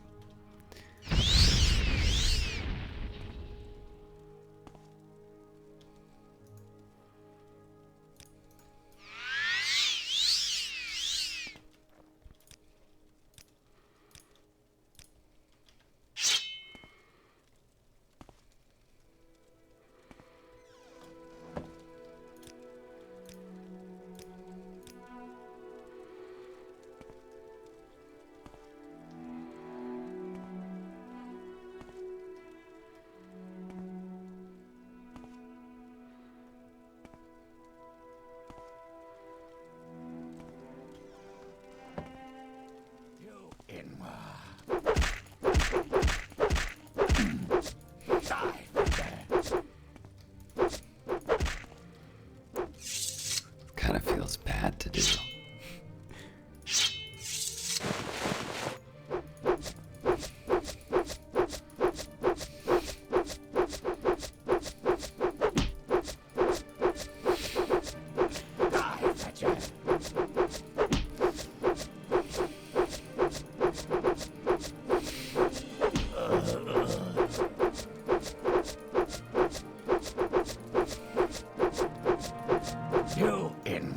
Alright, we're gonna be here all night if we do this.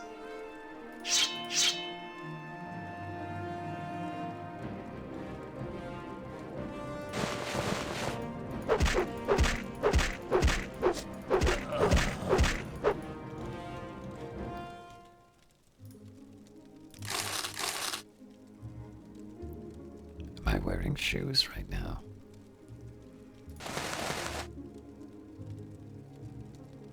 Yes, I'm wearing boots.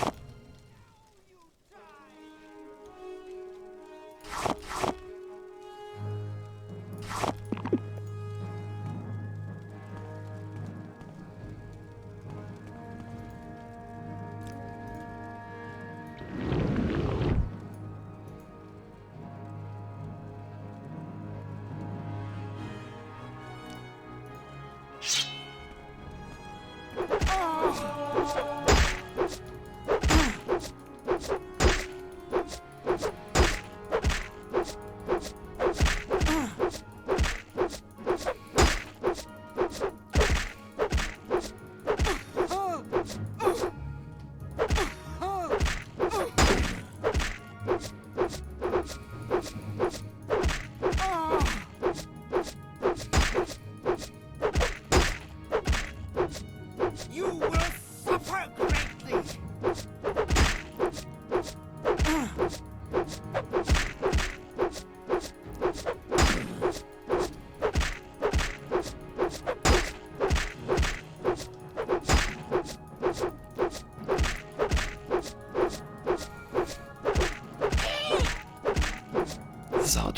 training for my sword.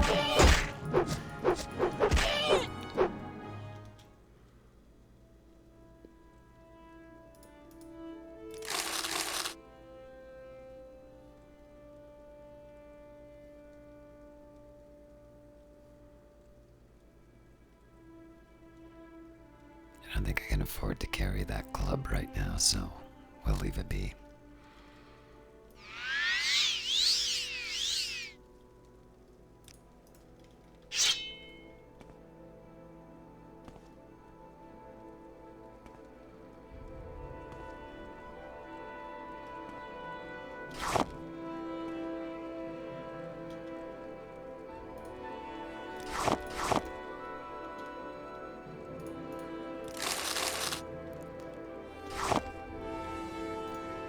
Alright, well.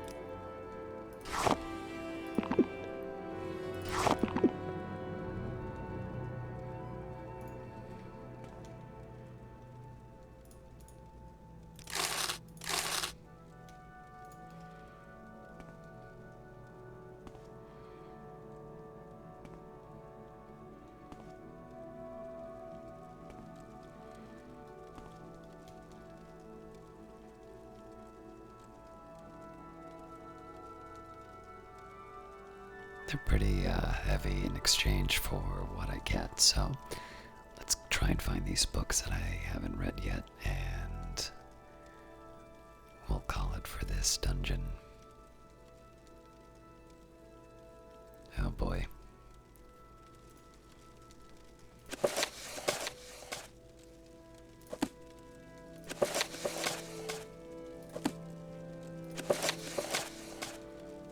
Ancestors and the Dunmer. Ghosts walk among them. The departed spirits of the Dunmeri are perhaps those of all races persist after death. The knowledge and power of the departed ancestors benefits the bloodlines of Dunmeri houses. The bond between the living family members and immortal ancestors is partly blood, partly ritual, partly volitional. A member brought into the house through marriage binds himself through ritual and oath into the clan and gains communication and benefits from the clan's ancestors. However, his access to the ancestors is less than his offspring, and he retains some access to the ancestors of his own bloodline. The family shrine. Each residence has a family shrine. In poorer homes, it may be no more than a hearth or alcove where family relics are displayed and venerated. In wealthy homes, a room is set aside for the use of the ancestors. This shrine is called the Waiting Door and represents the door to oblivion. Here, the family members pay their respects to their ancestors through sacrifice and prayer, through oaths sworn upon duties and through reports on the affairs of the family. In return, the family may receive information, training, and blessings from other families' ancestors. The ancestors are, thus, protectors of the home, and especially the precincts of the Waiting Door. The Ghost Fence.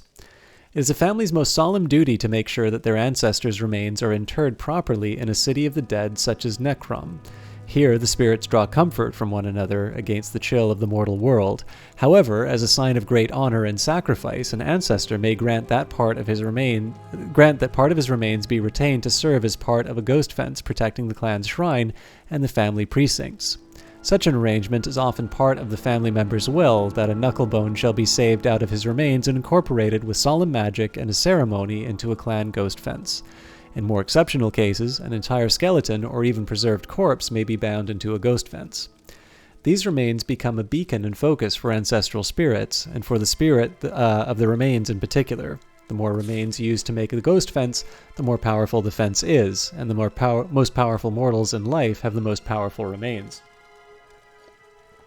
The great ghost fence created by the tribunal to hold back the blight incorporates the bones of many heroes in the temple and of the houses Indoril and Redoran, who dedicated their spirits to the temple and clan as their surrogate families. The ghost fence also contains bones taken from the catacombs of Necrom and the many battlefields of Morrowind. The Mortal Chill. Spirits do not like to visit the mortal world, and they do so only out of duty and obligation. Spirits tell us that the other world is more pleasant, or at least more comfortable for spirits than our real world, which is cold, bitter, and full of pain and loss. Mad spirits. Spirits that are forced to remain in our world against their will may become mad spirits or ghosts. Some spirits are bound to this world because of some terrible circumstances of their death, or because of some powerful emotional bond to a person, place, or thing. These are called hauntings. Some spirits are captured and bound to enchanted items by wizards. If the binding is involuntary, the spirit usually goes mad. A willing spirit may or may not retain its sanity depending on the strength of the spirit and the wisdom of the enchanter. Some spirits are bound against their wills to protect family shrines. This unpleasant fate is reserved for those who have not served the family faithfully in life. Dutiful and honorable ancestral spirits often aid the capture and binding of wayward spirits. These spirits usually go mad, and they make terrifying guardians. They are ritually prevented from harming mortals of their clans, but that does not necessarily discourage them from mischievous or peevish behavior. They are exceedingly dangerous for intruders. At the same time, if an intruder can penetrate the spirit's madness and play upon the spirit's resentment of his own clan, the angry spirits may be manipulated. Oblivion.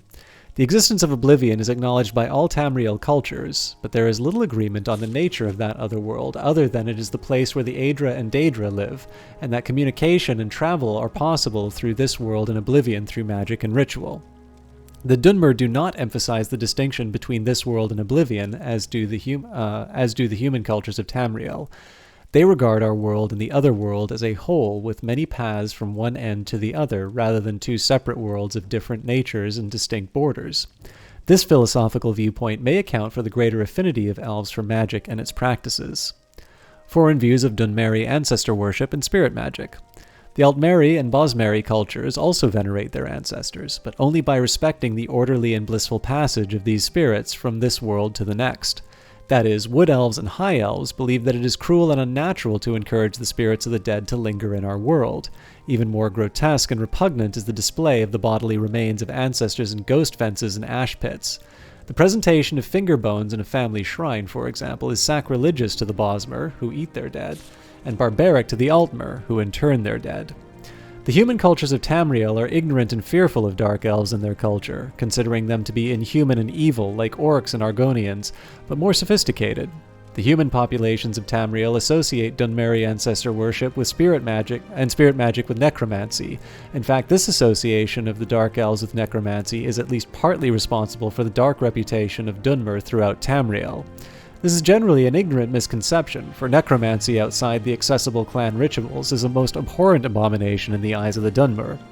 The Dark Elves would never think of practicing sorcerous necromancy upon any Dark Elf or upon the remains of any Dark Elf. However, Dark Elves consider the human and orcish races to be little more than animals. There is no injunction against necromancy upon such remains or on the remains of any animal, bird, or insect. Imperial policy officially recognizes the practices of Dunmeri ancestor veneration and spirit magic as a religion, and protects their freedom to pursue such practices so long as they do not threaten the security of the Empire.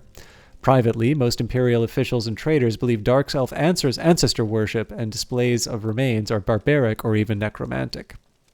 Telvanni necromancy. The Telvanni are adept masters of necromancy. They do not, however, practice necromancy upon the remains of Dark Elves.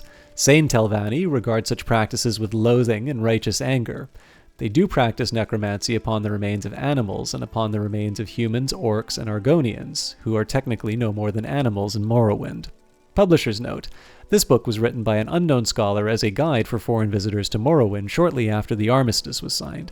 Many of these practices have since fallen into disfavor. The most obvious changes are those regarding the practice of necromancy and the Great Ghost Fence. Dunmer today regard necromancy upon any of the accepted races as an abomination. The Ghost Fence has forced many changes in the practice of ancestor worship, with the vast majority of ancestors' remains going to strengthen the Great Ghost Fence around the mountain of Dagoth-Ur. There are very few clan ghost fences in Morrowind. The temple discourages such practices among the houses as selfish. The upkeep of family tombs and private waiting doors has also fallen into disfavor, as very few remains have been buried in these tombs and shrines since the armistice.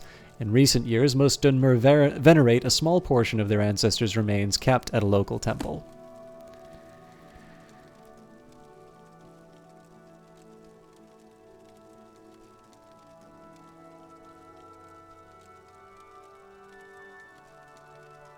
I don't want to open the package.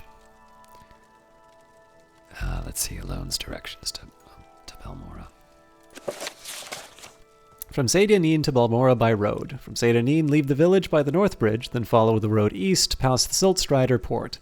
East of Sadanin, the road heads northeast through the ridge and intersects a northwest-southeast road. Turn left, northwest, and past the village of Pelagiad on your right. The road continues north and swings northeast until it reaches a four-way intersection.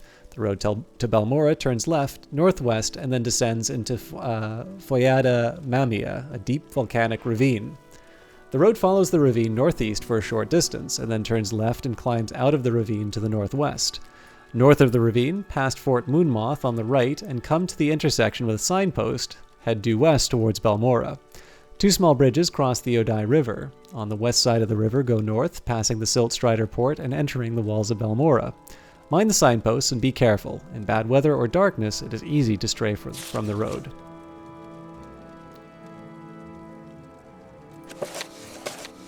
The Homilies of Blessed Alamaxia.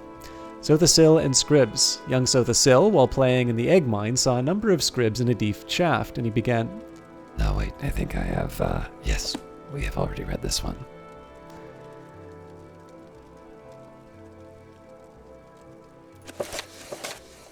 The Anaud paraphrased. The first ones were brothers, Anu and Padame. They came into the void and time began. As Anu and Padame wandered the void, the interplay of light and darkness created Nier. Both Anu and Padame were amazed and delighted with her appearance, but she loved Anu, and Padame retreated from them in bitterness. Nier became pregnant, but before she gave birth, Padame returned, professing his love for Nier. She told him that she loved only Anu, and Padame beat her in rage. Anu returned, fought Padame, and cast him outside time. Nier gave birth to creation, but died from her injuries soon after. Anu, grieving, hid himself in the sun and slept. Meanwhile, life sprang up on the 12 worlds of creation and flourished. After many ages, Padame was able to return to time. He saw creation and hated it. He swung his sword, shattering the 12 worlds in their alignment. Anu woke and fought Padame again. The long and furious battle ended with Anu the victor. He cast aside the body of his brother, who he believed was dead, and attempted to save creation by forming the remnants of the 12 worlds into one, Nirn, the world of Tamriel. As he was doing so, Padame struck him through the chest with one last blow. Anu grappled with his brother and pulled them both outside time forever. The blood of Padame became the Daedra, the blood of Anu became the stars. The mingled blood both became the Aedra, hence their capacity for good and evil, and their greater affinity for the earthly affairs than the Daedra, who have no connection to creation. On the world of Nirn, all was chaos. The only survivors of the 12 worlds of creation were the Elonfe and the Hist. The Elonfe are the ancestors of Mur and Men. The Hist are the trees of Argonia.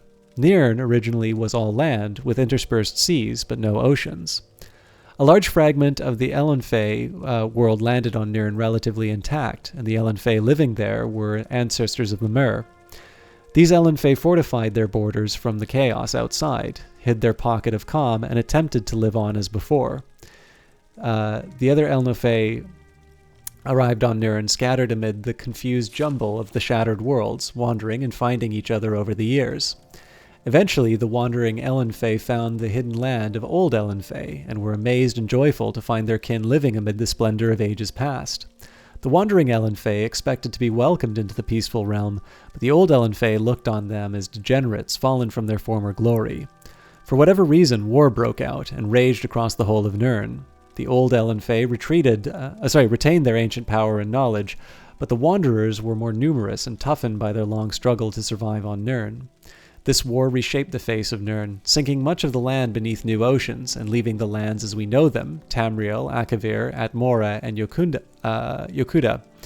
The old Elonfe realm, although ruined, became Tamriel. The remnants of the wanderers were left divided on the other 3 continents. Over many years, the Elnofe of Tamriel became the Mer, elves, the Dwemer, the deep ones, sometimes called dwarves, the Chimer, the changed ones, who later became the Dunmer, the dark or cursed ones, the dark elves, the Bosmer, the green or forest ones, the wood elves, the Altmer, the elder or high ones, the high elves. On the other continents, the wandering Elnofe became the men, the Nords of Atmora, the Red Guards of Yokuda, and the Sasi of Akavir. The Hist were bystanders in the Elnofe war. but most of their realm was destroyed as the war passed over it. A small corner of it survived to become Black Marsh and Tamriel, but most of their realm was sunk beneath the sea. Eventually, men returned to Tamriel. The Nords were first, colonizing the northern coast of Tamriel before recorded history, led by the legendary Ysgramor. The 13th of his line, King Harold, was the first to appear in written history, and so the mythic era ended.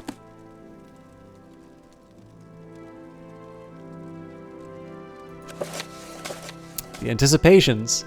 The Daedra are powerful ancestor spirits, similar in form and substance to the Tribunal, blessed be their holy names, but weaker in power and more arbitrary and removed from the affairs of mortals. In old times, the Chimer worshipped the Daedra as gods, but they did not deserve this veneration, for the Daedra harmed their worshippers as often as helped them. The advent of the Tribunal, blessed be their holy names, changed this unhappy state. By the apotheosis, the Tribunal, blessed be their holy names, became the protectors of the high ancestor spirits of the Dunmer and bade the Daedra to give proper veneration and obedience. The three good Daedra, Boethia, Azura, and Mephala, recognized the divinity of their triune ancestors, blessed be their holy names. The rebel Daedra, Moleg-Bal, Malekith, Shegarath, and Merunis Dagon refused to swear fealty to the Tribunal, blessed be their holy names, and their worshippers were cast out. These rebel Daedra thus became the four corners of the House of Troubles, and they continue to plague our tranquility to tempt the unwary into heresy and dark worship. Oh no. Just got... The game just minimized for some reason.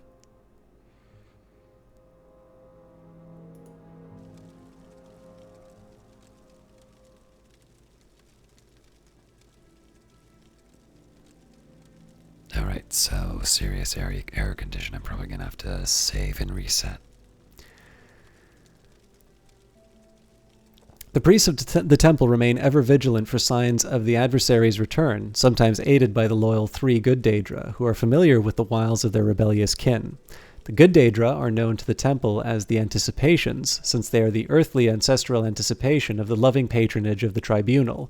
The Anticipations are the Daedra lords Boethia, Mephala, and Azura. Boethia is the anticipation of Almaxia, but male to her female.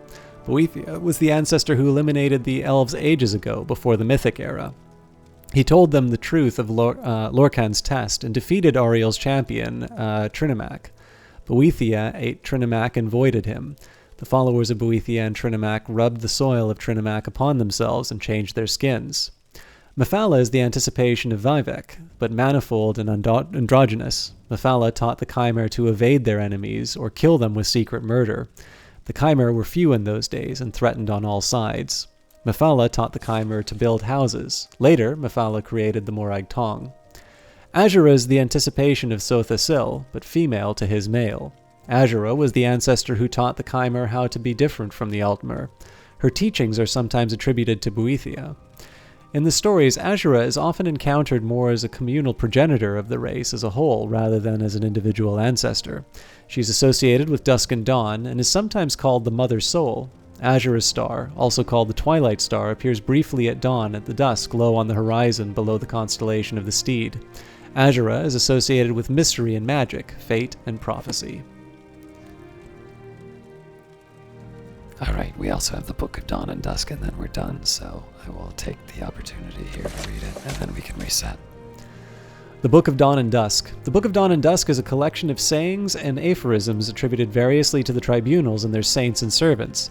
Many of these sayings have become common cliches of everyday life in Morrowind. The following section of slogans will illustrate many of the simplest notions of the tribunal faithful. Speak none but good of the gods. We can have no opinions about truth. Rumors flow from the House of Troubles. Count only the happy hours. No child has a sinner's heart. Let faith be your only law. Fear of the fool is the beginning of wisdom. Almsivi in every hour. Walk always in the presence of your lords. Comfort is given, justice is taken. Learn by serving. From the heart the light, from the head the law. Blessed Almsivi, mercy, mastery, mystery.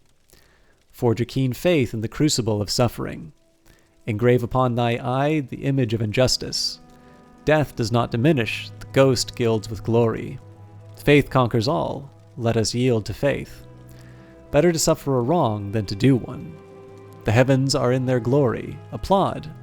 Folly secures its powers to harm, though forbidden to some, not to you. Oh, how rarely wisdom rules our hearts. Blessed are we who serve Almsivi. 3 mouths sing mercy, mastery, mystery. Gather no seed in the fields of hell. The thrice-sealed house withstands the storm. By breath and blood protect us all. Can ghosts or justice change with time? Consider your end, mortal. Accept grace without limits. And to the rhapsody of the god poet, kneel before the teacher's chair. 3 hands, 3 hearts, 3 eyes. Keep no secret from your judge's scale. Forge darkness into light. Refuse neither brother nor ghost. Blessed Almsivi, through birth, life, ghost. From glowing ashes the poet's wrath shall shine. If Vivek is for us, who can stand against us? Fate, monstrous and empty, the whirling wheel of evil. How black my heart, roasting fiercely. Alright, I realize there hasn't been as much. We're still looking to even start the main quest. But we will reset really quickly. And we will do our best to at least get to our destination.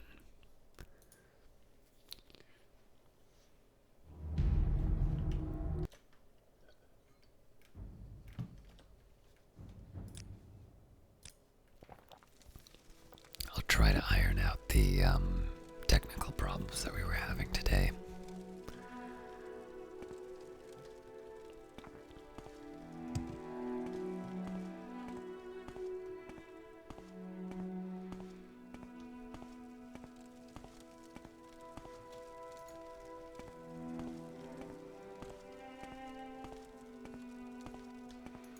Doesn't seem to indicate any kind of status effects on me right now, so I will work with what I've got here.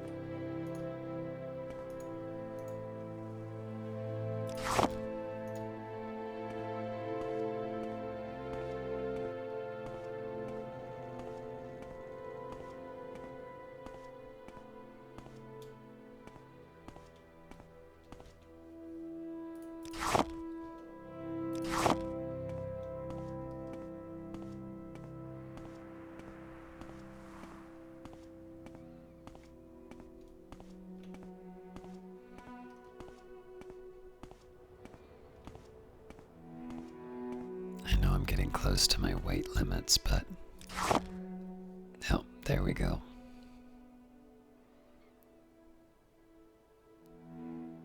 I bet if I eat one...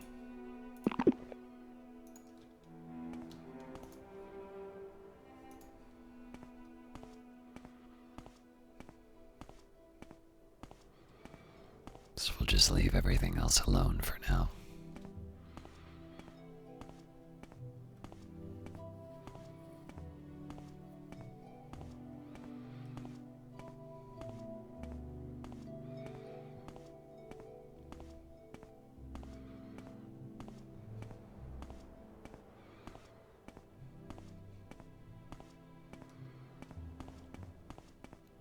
Right, looks like there's something nasty up there, but... Oh, well, it's on our way to Balmora, so...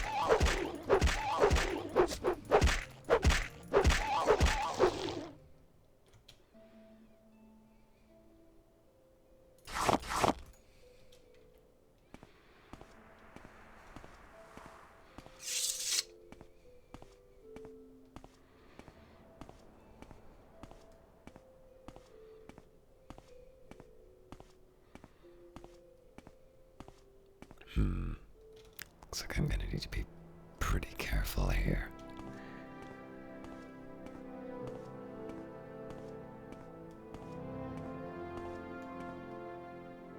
That's ominous.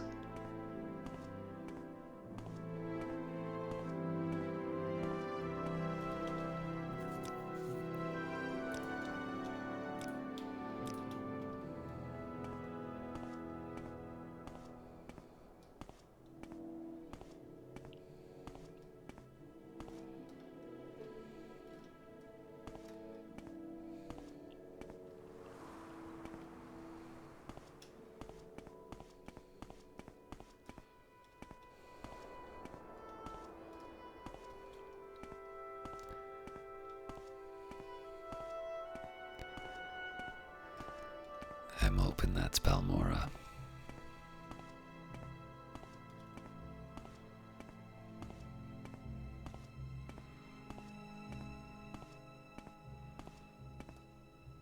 Moon moth. Alright, we still have a way to go. What time is it? It's 2 in the afternoon.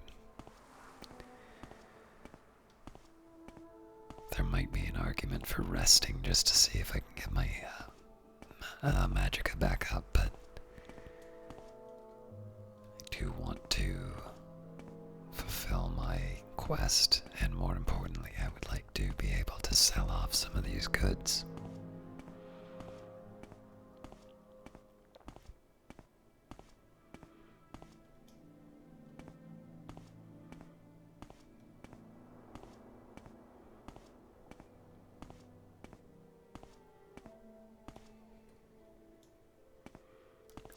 The Silt Strider is part of one of the landmarks, so I think we're finally near the end.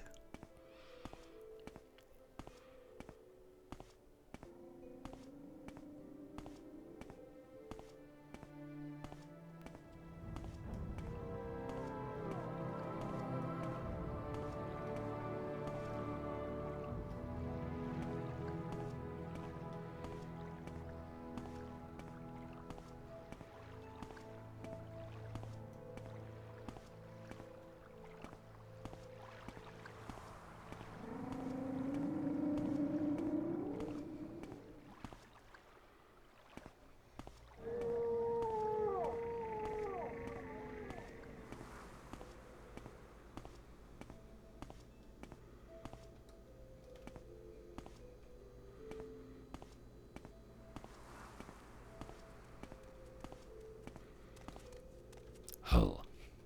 Hello, Caius. I'm Hull, and this is Balmora. I don't believe we've met. Is there something I can do for you? First of all, tell me more about Balmora. Balmora is the council seat of the great house of Hlalu, and the largest town on Vradenfell except for Vivek City. Located on the Odai River and sitting astride Aldrin-Vivek Road, Balmora is an important mercantile trade and travel center. Hightown is the administrative center, with a temple and manor houses. The shops, guilds, and trade houses of the commercial district are north of the river. Labor Town's modest corner clubs and homes are south of the river. What's some of the latest gossip? People don't realize how deeply the Dark Elves resent the occupation. The real powers behind the Hlalu Council, Orvis Dren and his Camorra Tong Syndicate, nurse those ancient resentments. They haven't a chance of challenging Imperial authority now, but the stability of the Empire, if the stability of the Empire were threatened, for example, if the legions were recalled because of some problem with the Septim succession, Dren and Tong might move openly to drive the Imperials out of Morrowind. Tell me more about these traitors, then. The Camorra Tong is an old criminal syndicate here in Morrowind, and as everyone around here knows, there's a gang war between the Thieves Guild and the Camona Tong. In Balmora, the Camona Tong hangs out over at the corner club called the Council Club. Watch yourself if you go there. They're not very nice people. Any advice for the city? Outlanders new in Vradenfell do best in Balmora. House Hlalu is Imperial through and through, and you get a good mix of native and Imperial people and services. Not as friendly to Outlanders up north in House House Redoran country or down in Big Vivek City, and definitely not friendly out east with the Telvanni wizards. Shop the outfitters and check out the guilds for work. If you want to be adopted by a great house, you'll need a patron, and that's easier when you've got a reputation. Tell me about Outlanders, and then I'd like to ask you about services. An Outlander is anyone born and raised outside of Morrowind. Most Dunmer think anyone who isn't native-born Dunmer is an Outlander. Dunmer, with Western worlds and ways, are also immediately identified as Outlanders. Dunmer are very sensitive to accents, clothes, and manners in Morrowind. Outlanders are foreigners, and Morrowind doesn't like foreigners. It's not bad here in Hlaalu territory, but on the rest of Radenfell, folk are very cool to Outlanders. Tell me more about foreigners, then. Most native Dunmer don't like foreigners. The Dunmer are a proud people, and they look down on other races and cultures. They particularly dislike Outland Dunmer, dark elves born and raised to imperial ways, who don't know what it is to be a Dunmer born and bred. Foreigners can be accepted in Morrowind, and even adopted into great houses. There's even a Nord on the House Hlaalu Council, but it isn't easy. It takes time and effort to win natives' trust. Well, tell me more about the services in Balmora, then. Go to Hlaalu Council Mail for House Hlaalu services. Temple Faithful go to the Balmora Temple. Outlanders go to Fort Moonmoth for the Imperial Legion and the Imperial Cult southeast of town. Try Balmora Fighters Guild or the Balmora Mages Guild. Morag Tong offers services. Better shops are in Hightown on the hill. Plenty of merchants in the commercial district east of the river, and a few traders in Labor Town west of the river. Tell me more about the Mages Guild. The Mages Guild is west of the river, one street up from the waterside, by the open plaza just north of the Siltstrider port. If you're planning to join the Mages Guild, you'll want to talk to Rannis Atheris, the guild steward. This has definitely been very helpful. Any advice? Oh, sorry, I mean secrets. Buy from merchants and traders who like you. You get better prices. Members of your own factions usually like you best. Always good news. And finally, what about someone in particular? None of the Hlaalu councillors live in Balmora. Neleno Dorvin at the council hall is the ranking Hlaalu local. At the Fighters Guild, Idis First Eye is the steward. Ithasi Rivelin is the Mooring Tog steward. Feldero Sadri is the steward for Balmora's Tribunal Temple. Sugarlips Habsy is the local Thieves Guild boss. Who am I missing? Oh, the Mages Guild. Rhaenys Atheris is their steward. Thank you. Alright, let's see if I can find something in my letter.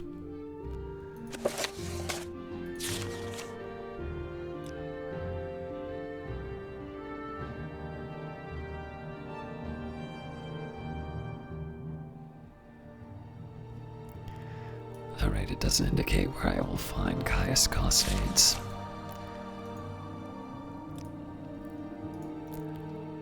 It may take a moment to just try and find the Mages Guild then.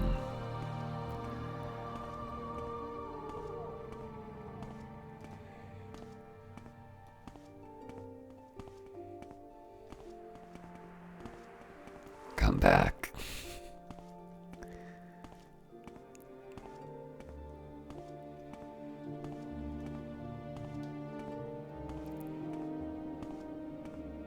I'm assuming that's the Mages Guild.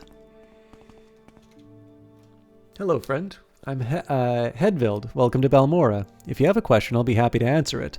Or try anyway, and if it's just a little advice you'd like, that's fine too. Well, let's start with the advice. If you're considering a mercenary career, the Fighters Guild isn't too choosy. No, don't take offense. I just mean they're relaxed, easygoing. Give along, get along.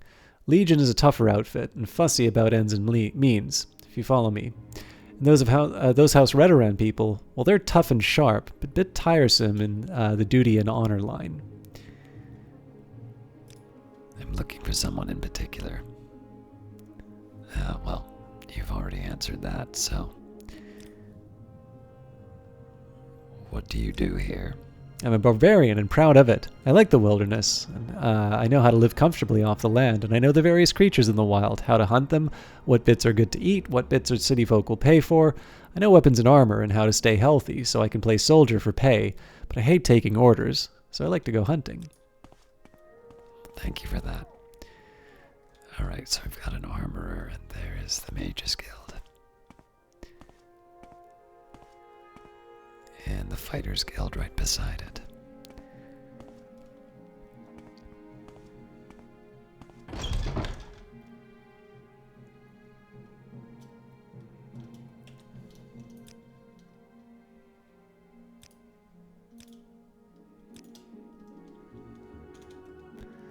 Are you looking for me? Do you want to join the Mages Guild?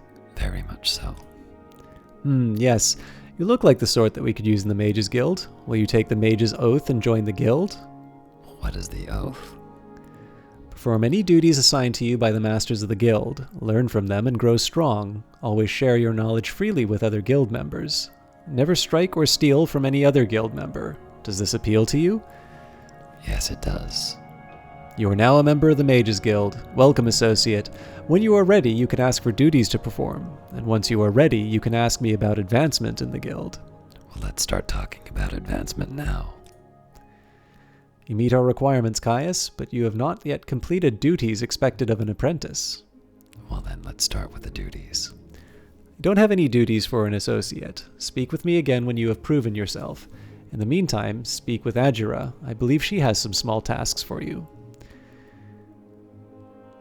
How about training? What's your rank, Caius? No, sorry, later. Perhaps when you're a higher rank. But not now. Any spells then? I have to talk with the others then.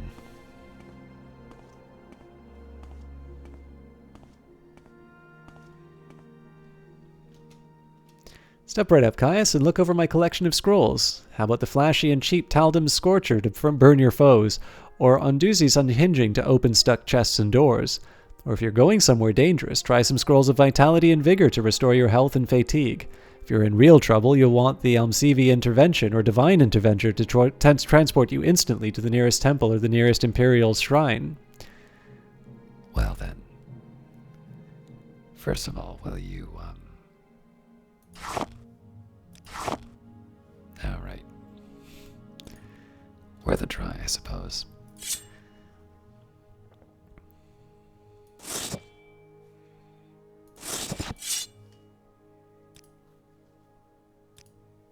Yeah, we'll do our best with this.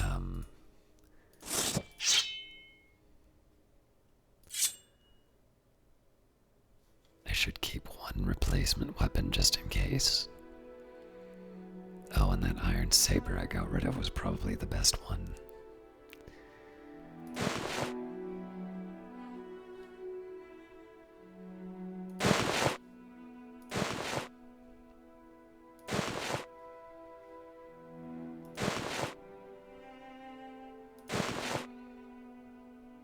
Alright, I want to be a little careful about this because it looks like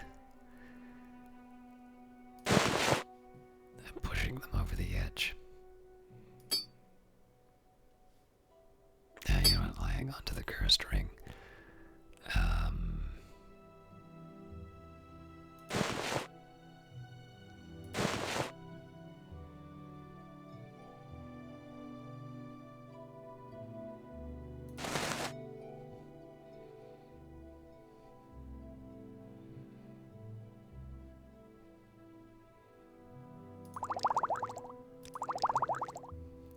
Worth a try.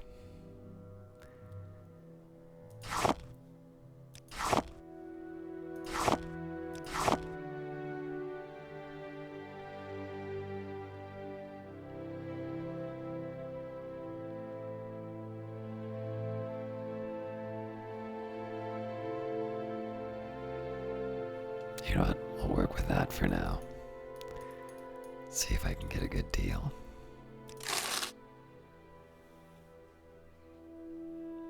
What about training? Alchemy, destruction, or unarmored? Let's start with destruction. Destruction skill is the mastery of spell effectiveness of the College of Destruction. Their spells harm living and unliving things and include elemental damage, draining, damaging, vulnerability, and disintegration magical effects.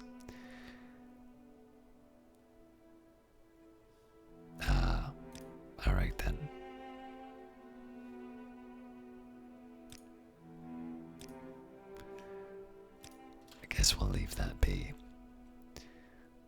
How do you do? Well, we won't steal this, but I will read it. Origin of the Mages Guild by the Archmage Salarth. The idea of a collection of mages, sorcerers, and assorted mystics pooling their resources and talents for the purpose of research and public charity was a revolutionary concept in the early years of the Second Era. The only organization then closest in aim and structure to what we know today as the Mages Guild was the Psychic Order of the Isle of Artaeum. At the time, magic was something to be learned by individuals, or at most within intimate covens. Mages were, if not actually hermits, usually quite solitary. The Psychic Order served the rulers of Somerset Isle as counselors and chose its members through a complex ritualized method not understood by outsiders. Its purposes and goals likewise went unpublished, and detractors attributed the worst evils as the source of the Order's power. Actually, the religion of the Old Order could be described as ancestor worship, an increasingly unfashionable philosophy in the Second Era. When Vanus Galerian, psychic of Artaeum and student of the famed Iachesis, began collecting magic users from around Somerset Isle, he attracted the animosity of all.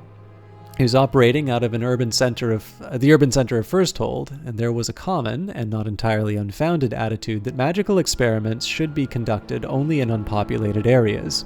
Even more shocking, Galerian proposed to make magical items, potions, and even spells available to any member of the general public who could afford to pay. No longer was magic to be limited either to the aristocracy or the intelligentsia. Galerian was brought before Iachesis and the king of Firsthold, Rillis XII, and made to state his intentions of the fraternity he was forming. The fact that Galerian's speech to Rillis and Iachesis was not recorded for posterity is doubtless a tragedy, though it does afford opportunity for historians to amuse one another with speculation about the lies and persuasions that Galerian might have used to found the ubiquitous organization. The charter, at any rate, was approved. Almost immediately after, the guild was formed. The question of security had to be addressed. The island of Artaeum did not require force of arms to shield it from invaders when the Psychic Order does not wish someone to land on the isle. It and all its inhabitants simply become insubstantial. The new Mages Guild, by contrast, had to hire guards. Galerian soon discovered that the Tamralian nobility was known for thousands of years. What the Tamralian nobility has known for thousands of years. Money alone does not buy loyalty. The Knightly Order of the Lamp was formed the following year. Like a tree grown from an acorn, the Mages Guild grew branches all over Somerset Isle, and gradually the mainland of Tamriel. There are numerous records of superstitious or sensibly fearful rulers forbidding the guild in their domains, but their heirs or their heirs' heirs eventually recognized the wisdom of allowing the guild free reign.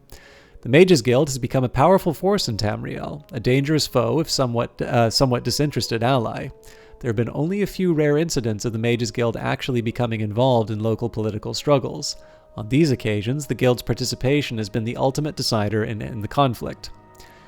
As begun by Vanus Galerian, the Mages Guild as an institution is presided over by a Supreme Council of the 6 Archmagisters. Each guild hall is run by a Guild Magister, assisted by a twofold council, the Master of the Incubabula and Master at Arms. The Master of, Incunabula presides over an additional council of 2 mages, the Master of Academia and the Master of Scry.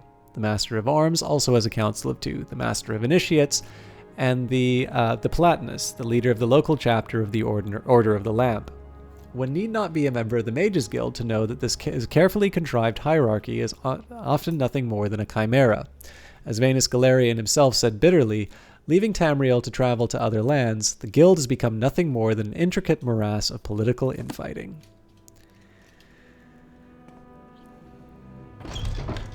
No, I'm not quite ready to go yet.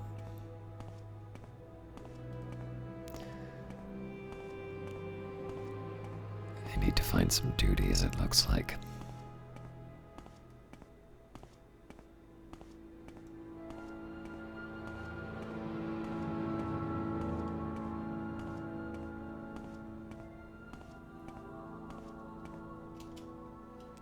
So, your name is Caius. You're new here in Balmora? Well, my name is Estradalian, and I don't mind answering questions. I have nothing else on my mind right now. If I start to bore you about Morrowind lore, just let me know. Oh no, tell me more about Morrowind lore. In case you didn't know, weapons and armor are less effective when they get worn out. Repair them yourself if you have the skill, or take them to a smith for repair. training do you offer? Alteration may be useful.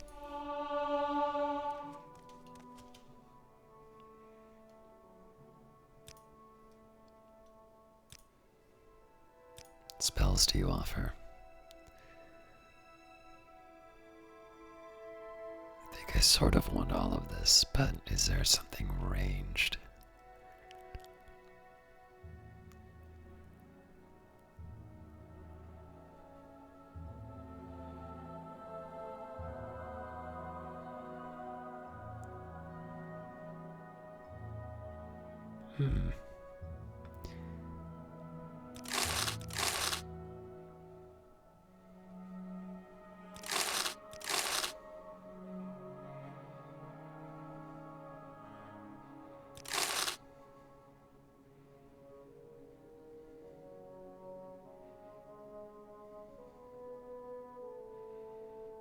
Some of these are a bit costly at the moment.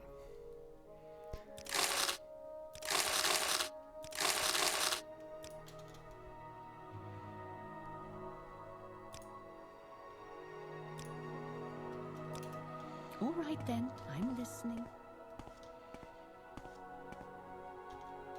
I cannot think with all these interruptions. Please leave me alone. But what about duties? Speak with Ajira. Can I sell you something?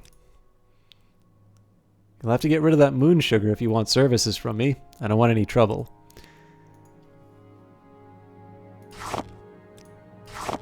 But I could just leave it on the ground.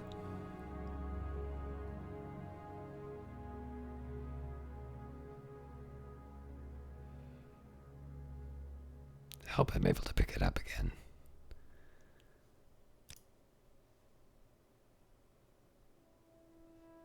Did I drop the skooma somewhere? That's a shame if I did.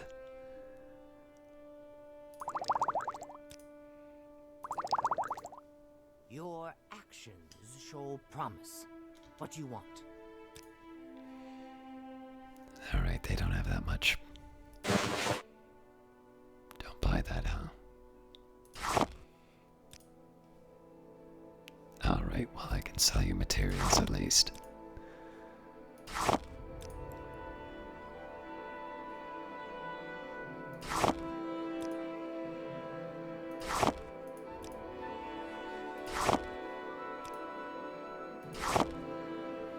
Actually, before I cancel that, I wonder if I'm able to figure out effects.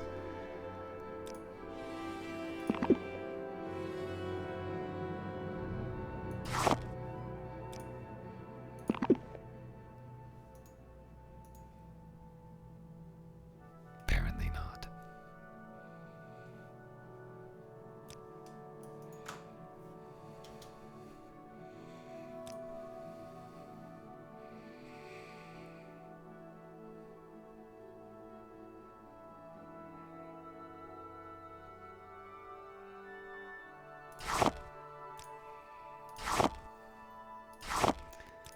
I will, however, sell them anything that isn't food.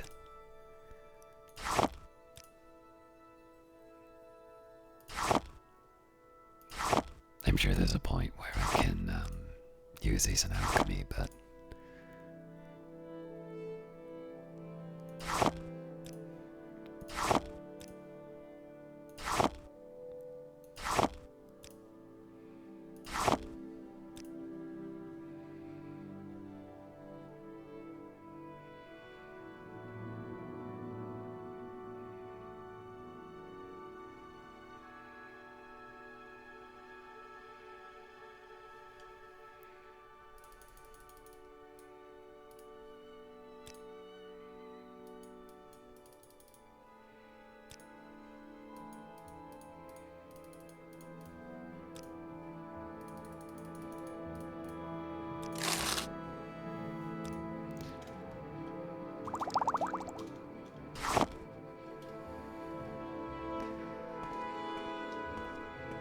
a little more money for spells if it comes down to it.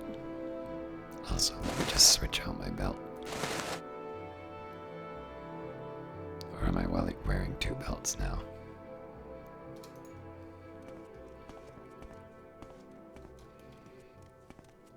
All right then, I'm listening.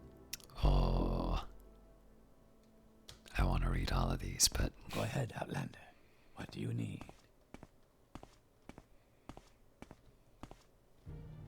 Greetings. What brings you to Ajura's shop? Do you want duties from Ajura? Do you want local brews, or help in a fight? Some Telvini bug musk? Or a way to reach high places? What about duties? Yes, Ajura has duties for you. Before Ajura can be a journeyman in the Mages Guild, Ajura must study local mushrooms. To finish Ajura's report, Ajura needs some sample of luminous russula, violet compris, I just sold all of that. bungler's bane, and hyphia fascia. Ajura knows how to find. You can find all of these on the Bitter Coast. The easiest way is to go south along the River Oda until you see a wooden bridge across the river. Get out of the river there and find a path west over the hills. Just gonna take a moment to write down.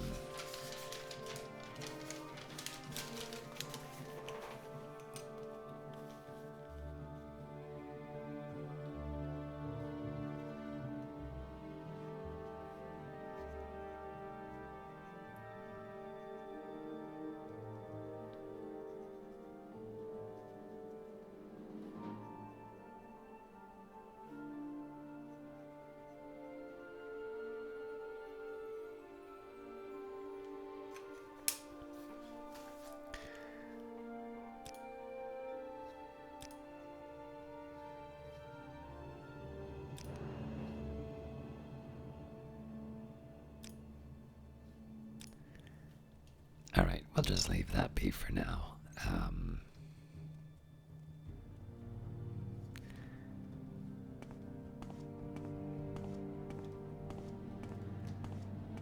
I'd like to talk to everyone, but we'll explore the Mages Guild in detail at a later time. I am interested, though, in the repair prongs.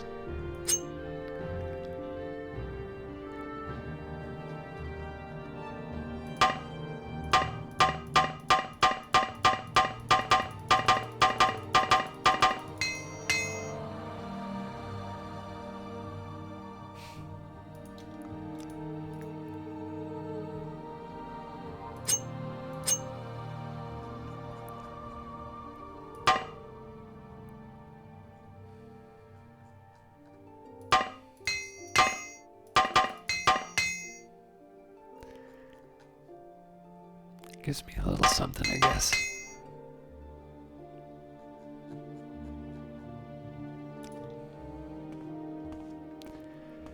I wonder if repairs are instantaneous for merchants.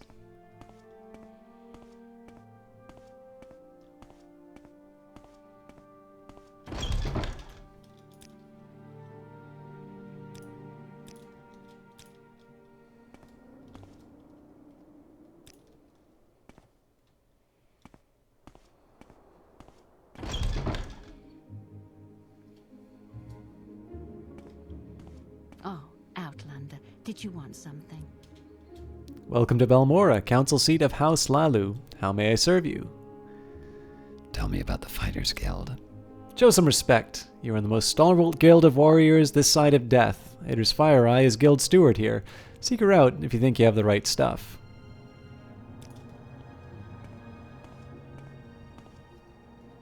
You've got my ear, let's hear it. What brings you here, Dunmer? Well, speak up, Dark Elf. What do you want? Are you here to join the Fighters Guild? Indeed I am. Look like you could take care of yourself. Before I sign you up, you might want to take a look at the Fighters Guild charter. Are you ready to sign up now? Let's take a look. Let's take a look at the charter. Your duties are to your lords and brethren. In all ways proceed with honor and valor. Keep a keen and watchful mind and never succumb to the craven tricks of the weak. As a member, you are permitted to use items in our equipment chest. It is traitorous to fight or thieve from other members of your guild. If you break these rules, you must speak with at least the warder of the guild to redeem your standing. Do you feel you can uphold these simple ideas? You bet. You are now Caius the Associate in the Fighters Guild. Work hard, follow orders, and you'll do just fine. Seek me out if you feel that you're ready for advancement. What about now? Your talents are noteworthy, but some question the depth of your devotion. Perform more duties for the Fighters Guild and you will earn your place. What kind of duties do you have in mind? A very simple contract to end an infestation of cave rats. You might be able to handle it. Tell me about them. Go to Draenrain Thelis' house. It's here in Balmora, along the river on the east side. Ask her where the rats are coming from. Kill the rats and get your payment from Draenrain Thelis. Report back to me once you've taken care of this. Sounds like something I can handle. I'm listening, please. Go ahead.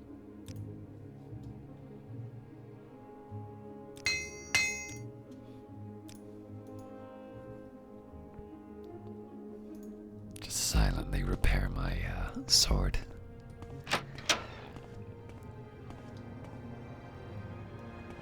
The bookseller is also really good. Is there something I can do for you? Can you tell me where I can find the,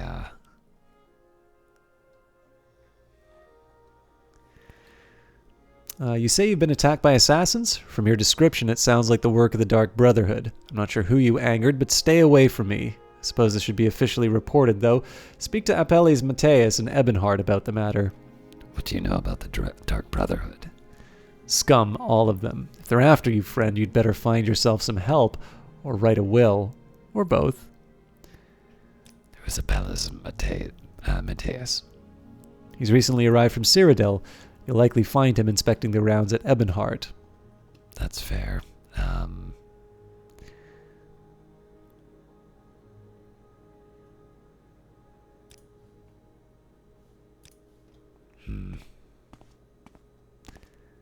Still looking for my contact.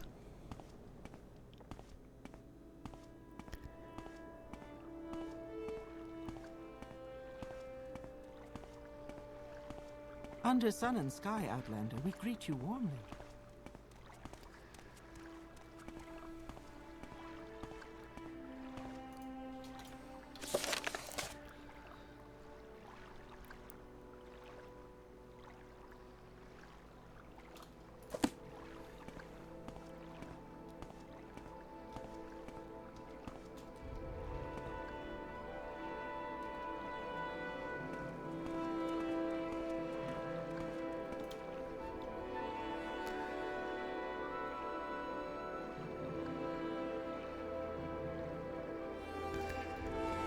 Trying to find the right house.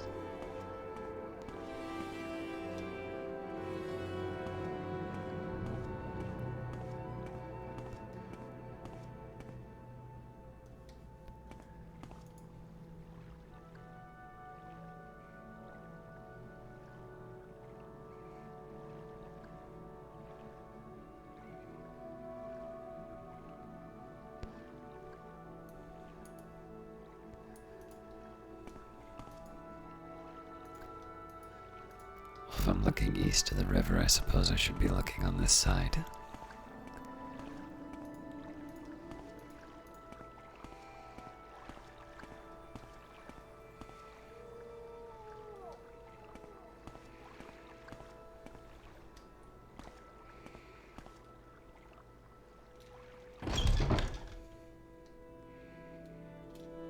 What is it, Sarah? Are you the one who they sent to take care of the cave rats? I am. Those rats are such a nuisance. I'm worried they'll eat all my pillows. You like pillows, don't you, Caius? Anyway, I've got one trapped in my bedroom here. The other two are in my storage area upstairs. Rats, that is, not pillows. Here's the key for that door. There are at least 3 of the beasts. I hope they haven't gotten into all my good pillows. Alright, 1 in the bedroom, 2 in the storage area.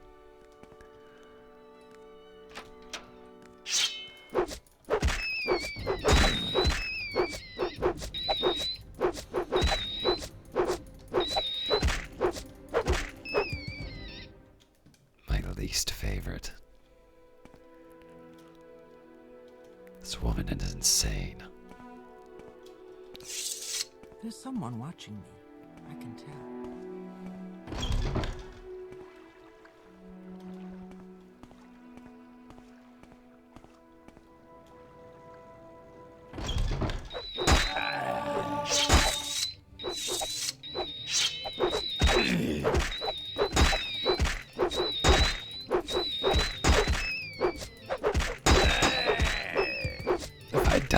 these guys, I'm never gonna forgive myself.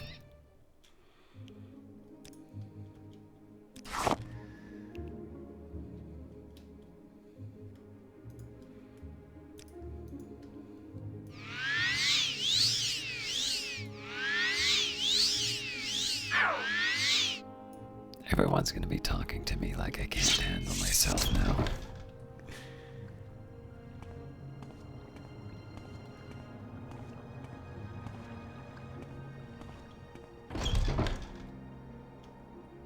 Good to see you again, Caius. Please, whenever you're in Balmora, feel free to stop by.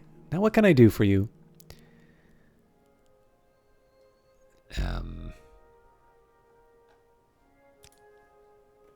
I'll take your word that the cave rats are dead. Here, take these 100 septims. That's what I agreed to pay the Fighters Guild. The Fighters Guild in Balmora is on Trade Street, west of the river, on the right as you head north of the plaza near the south gate and the Silt Strider port. Idis FireEye is the steward. Look for her if you're thinking of joining the Fighters Guild. Well, I've already joined, but thank you for the payment.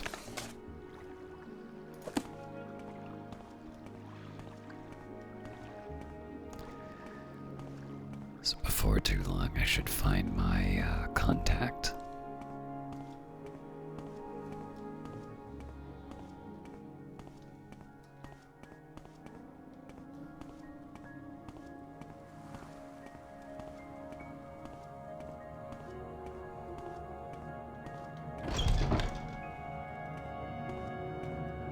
May I help you? Here for orders or advancement, associate? Is there something you want? So you killed the rats, Caius. Not bad for you. You ready for more orders? I'm ready for advancement. The Fighters Guild recognizes you, Caius. You are now Caius the Apprentice. What if I want to go higher? Alright, another order it is. A local egg mine has problem with egg poachers, and you're going to solve those problems. Tell me more. Yes, egg poachers may sound silly, but those Kwama eggs are among the few things worth exporting from this nasty little province. Drambero, the owner of the Shulk egg mine, wants to make an example of these thieves and keep the other miners from getting funny ideas. The egg poachers, Sevio Othan and Daniela Vallis, are former egg miners and longtime local troublemakers. You can handle that, can't you? Report back when the poachers are dead. What about the Shulk egg mine? The mine is a short distance southwest of Balmora, in the bluffs west of the Odai River. The old suspension bridge across the Odai is just southeast of the mine entrance. Follow the river south of Balmora until you see the bridge overhead. You're not afraid of a little swim, are you? Suppose not. Tell me about the equipment chest. You'll find basic supplies, arrows, bolts, healing potions. If you need more healing than that, head to the temple. We're able to resupply the chest once in a while, but don't count on it. I'm ready for anything. Go ahead. Alright, I want to find this equipment chest now. So what's this about?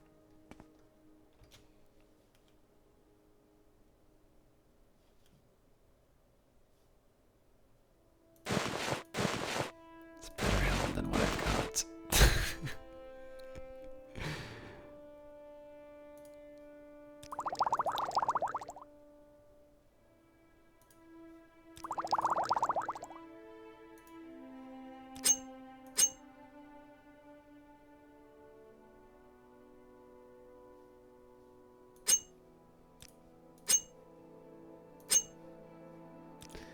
I think I took too much.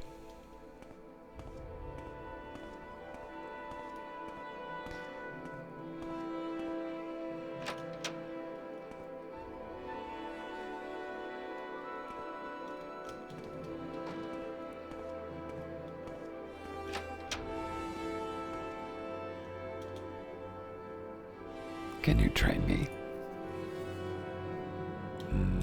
Not worth it. Ah, a visitor. What may I do for you? Maybe block, but still not worth it. Do you want something from me? Again, I would love to read these details, but I'm trying to find. Actually, here's something I can do.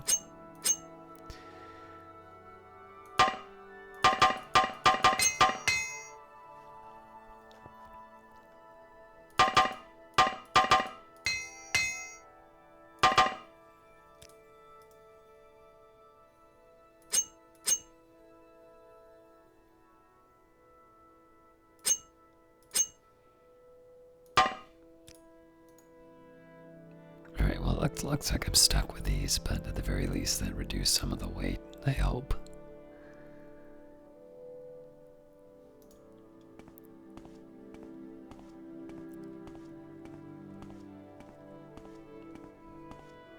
May I help you?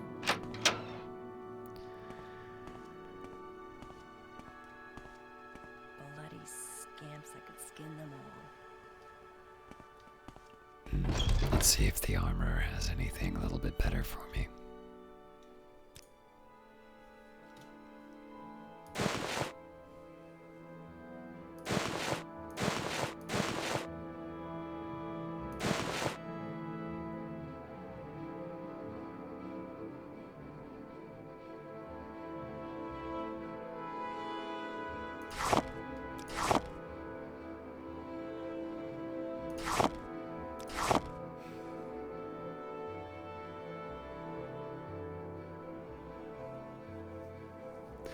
Alright, so first of all, we'll see if there's anything better that I can equip myself with.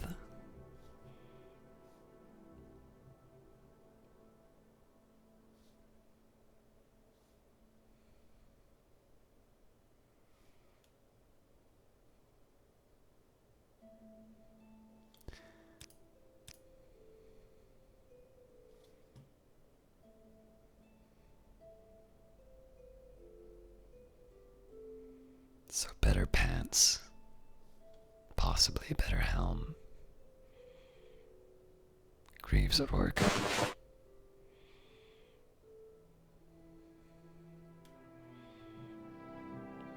And a chitin shield seems good too. Tower shield even better.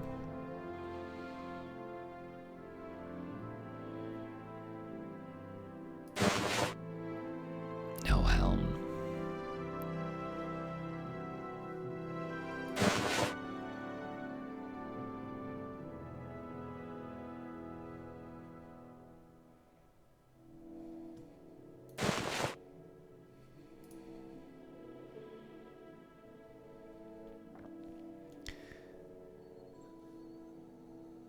Alright, I think I can work with this. Let's try and raise the price a bit.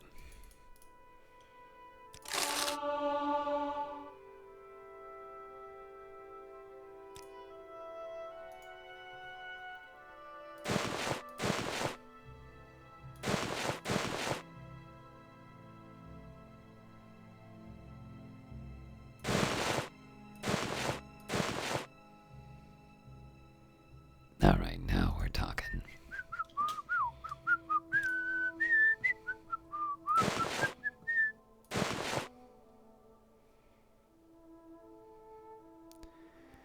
Still carrying a lot of weight, but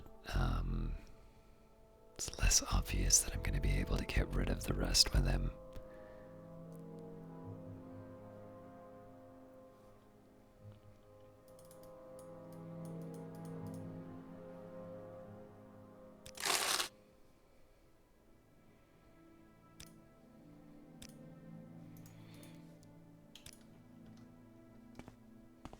Go ahead, Outlander. What do you need? I don't need anything right now. Maybe directions.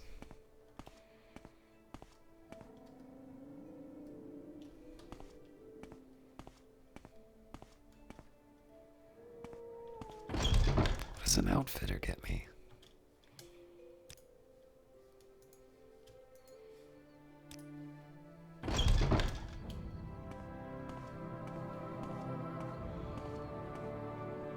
Pawnbroker.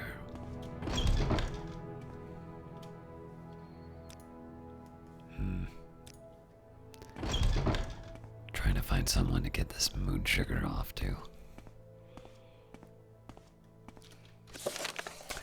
See if I can find out anything about my contact.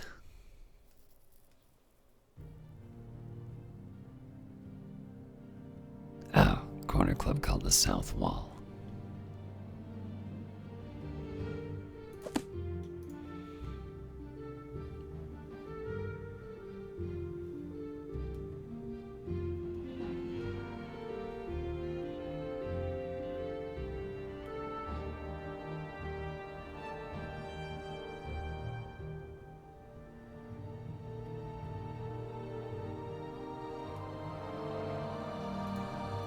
Should maybe ask around about it.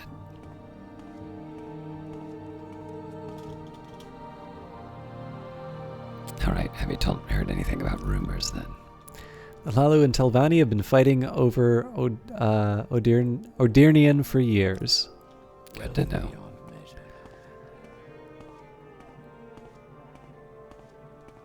Maybe the guards will know something.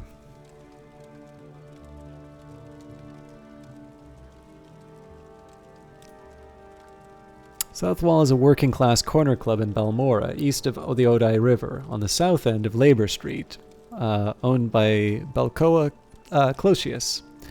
Balcoa Closius is the owner and proprietor of Southwall, a working-class Balmora corner club east of the Odai River. Is there something you need? I think you've already given it to me, thank you.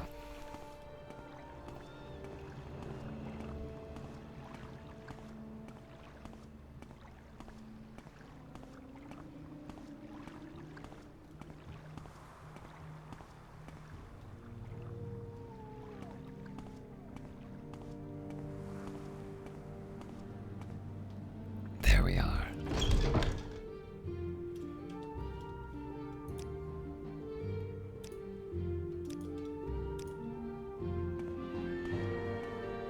All right, I'm listening.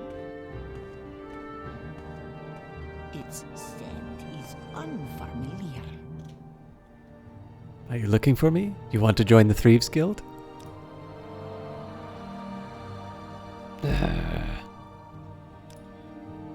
I just want to sell you some moon sugar.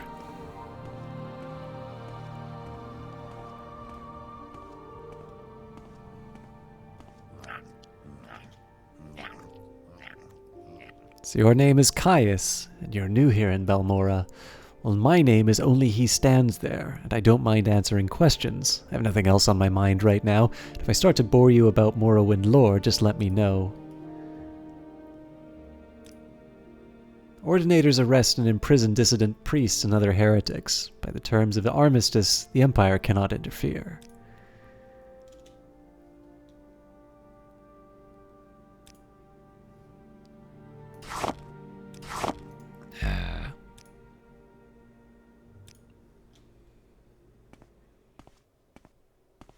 I'm listening.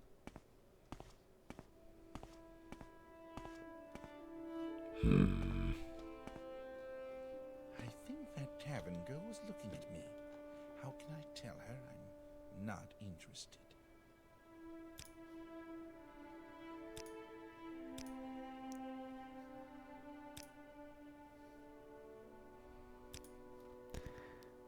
Picked the wrong button, otherwise I would have read that. What do you want?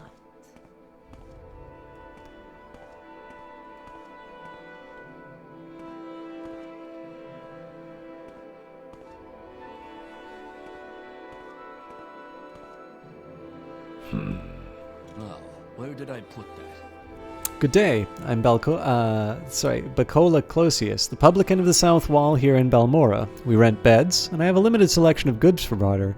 If you're new here, I can also tell you where to look for other services, or a specific place nearby. Or if you're looking for someone in particular, I may be able to help. I am looking for someone in particular.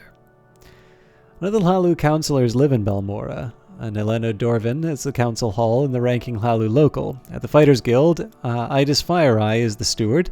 Ithasi Rivelin is the Morag Tong steward. Fildero Sidri is the steward for Balmora.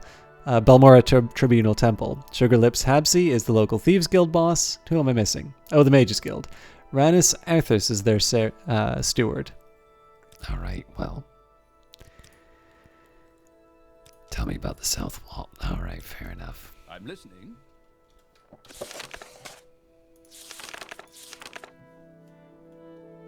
Caius Caussades.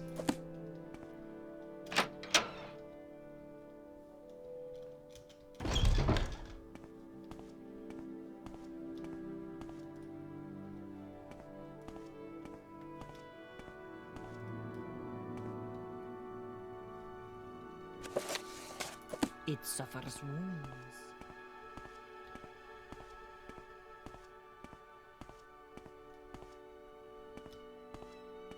This warm blood has questions.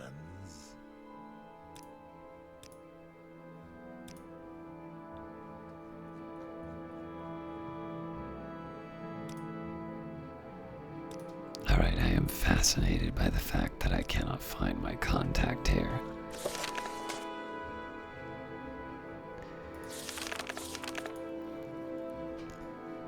Balmora in the Venfell district. To find out where he lives, I should ask in Balmora at the corner club called the South Wall. When I find him, I need to give him a package.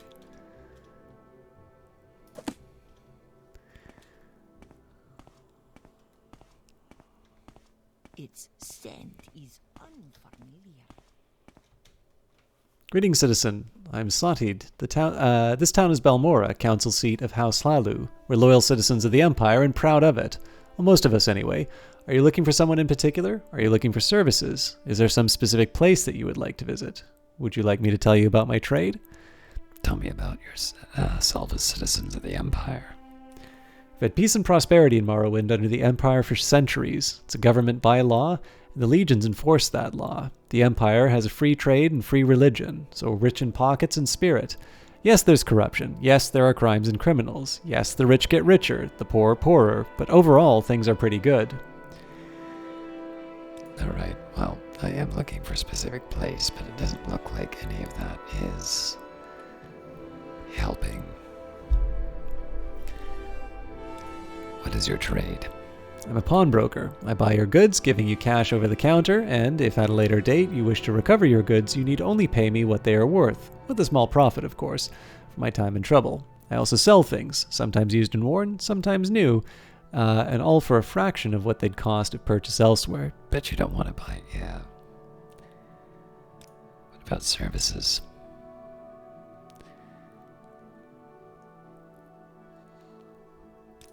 Still looking for someone in particular.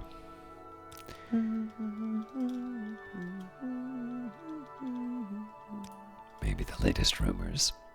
Everyone knows the Balmora magistrate, Nolus Atrerius, is on the take. Thieves, thugs, and murderers are getting ridiculous sentences or paying a drake and walking free. But they'll never get Atrerius. He's got fat cats and family back in the city to cover him. The Legion champion, Larius Vero, over at Moonmoth Legion 4, he's sworn an oath to stop corruption, but I don't see that he can do it. What about a secret? There's a lot of money to be made looting the Dwarven ruins. Against the law, yes, but that's where the profit is to be made. Folks turn a blind eye. One problem, the artifacts are often made of metal and are heavy as hell. Unless you're a big brute, it's tough to carry away all the loot. Me, I carry a Divine Intervention or Almzivi Intervention scroll. Load up, read the scroll, and I'm back in town with a load of goods.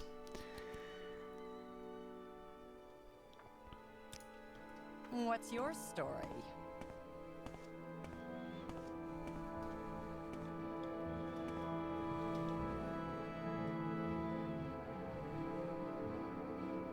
Oh, here we go. Well, Caius rents a little bed and basket just up on the hill in the north edge of town. Go out the front door, not the upper door by the terrace, then right up the stairs, then left to the top of the stairs, and down to the end of the street. North edge of town. Front door. Right up the stairs. Left at the top of the stairs.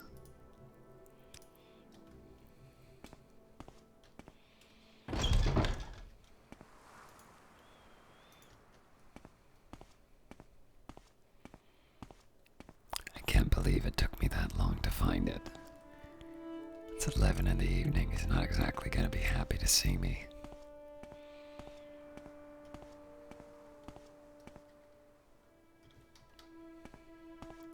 I've already messed it up.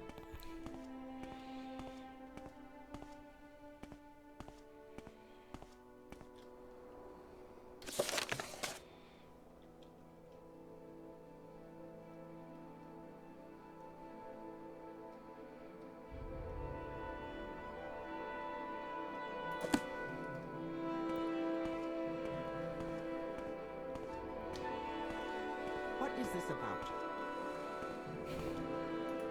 This is about me not being able to follow directions. Oh.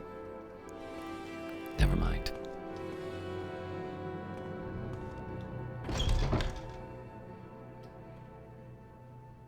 I come at a bad time. Friend. What? I'm Caius Cassades. But what do you mean? You were told to report to Caius Cassades? What are you talking about? So you say your name is Caius, and you've been told to report to me and deliver a package? Perhaps you let me look at it. Yes. It's very interesting. So it says here the Emperor wants me to make you a novice in the blades, and it means that you'll be following my orders. Are you ready to follow my orders, Caius? I suppose it depends what the orders are. Good. Welcome to the service, Novice Caius. Now you belong to the Blades. We're the Emperor's eyes and ears in the provinces. You can use my bed if you need to rest. That sounds costly. But leave my personal stuff alone unless I say otherwise. If you like, you can improve your modest skills with our Blades trainers now, or if you're in a hurry, I can give you orders right away. But don't forget to visit the Blades trainers. Tell me about the trainers. These Blades agents offer training. Not free, of course, but cheap for a fellow agent. Look for Rithleen, Timerlin, and Ninetoes here in Balmora. In Caldera, see Cernane Leiran. In Alderuin, see Gildan, Survar Horsemouth. Survar Horsemouth lives in a hut west of Alderuin.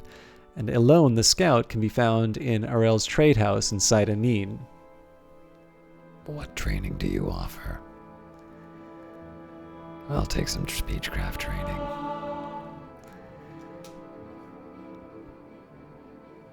What are my orders? First thing, Pilgrim, you're new and you look it. Here's 200 drakes, get yourself a decent weapon, or armor, or a spell. And second thing, you need a cover identity. Around here, freelance adventurer is a common profession. Sign on with the Fighters Guild, or the Mages Guild, or the Imperial Cult, or the Imperial Legion. Advance in ranks, gain skill and expertise. Go out on your own, look for freelance work, or trouble. Then, when you're ready, come back, and I'll have orders for you. What about freelance work? You can always just wander around and ask for work, hunt monsters and sell their hides, collect ingredients for alchemists, prey on bandits and smugglers, search ruins for loot. All you need are better skills and conditioning and knowledge of Morrowind, and spend what you earn on equipment and training. Then come back a little less wet behind the ears, and I won't have to worry so much about you when I send you out on a mission. Works for me.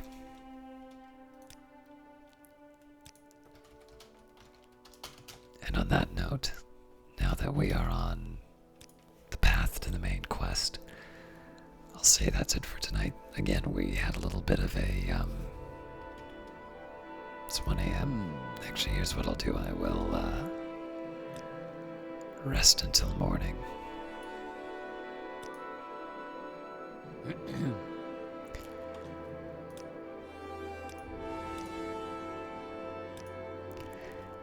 And we will see you all next week for the main story of Morrowind. Well, and our side quests. Have a good evening, and see you again.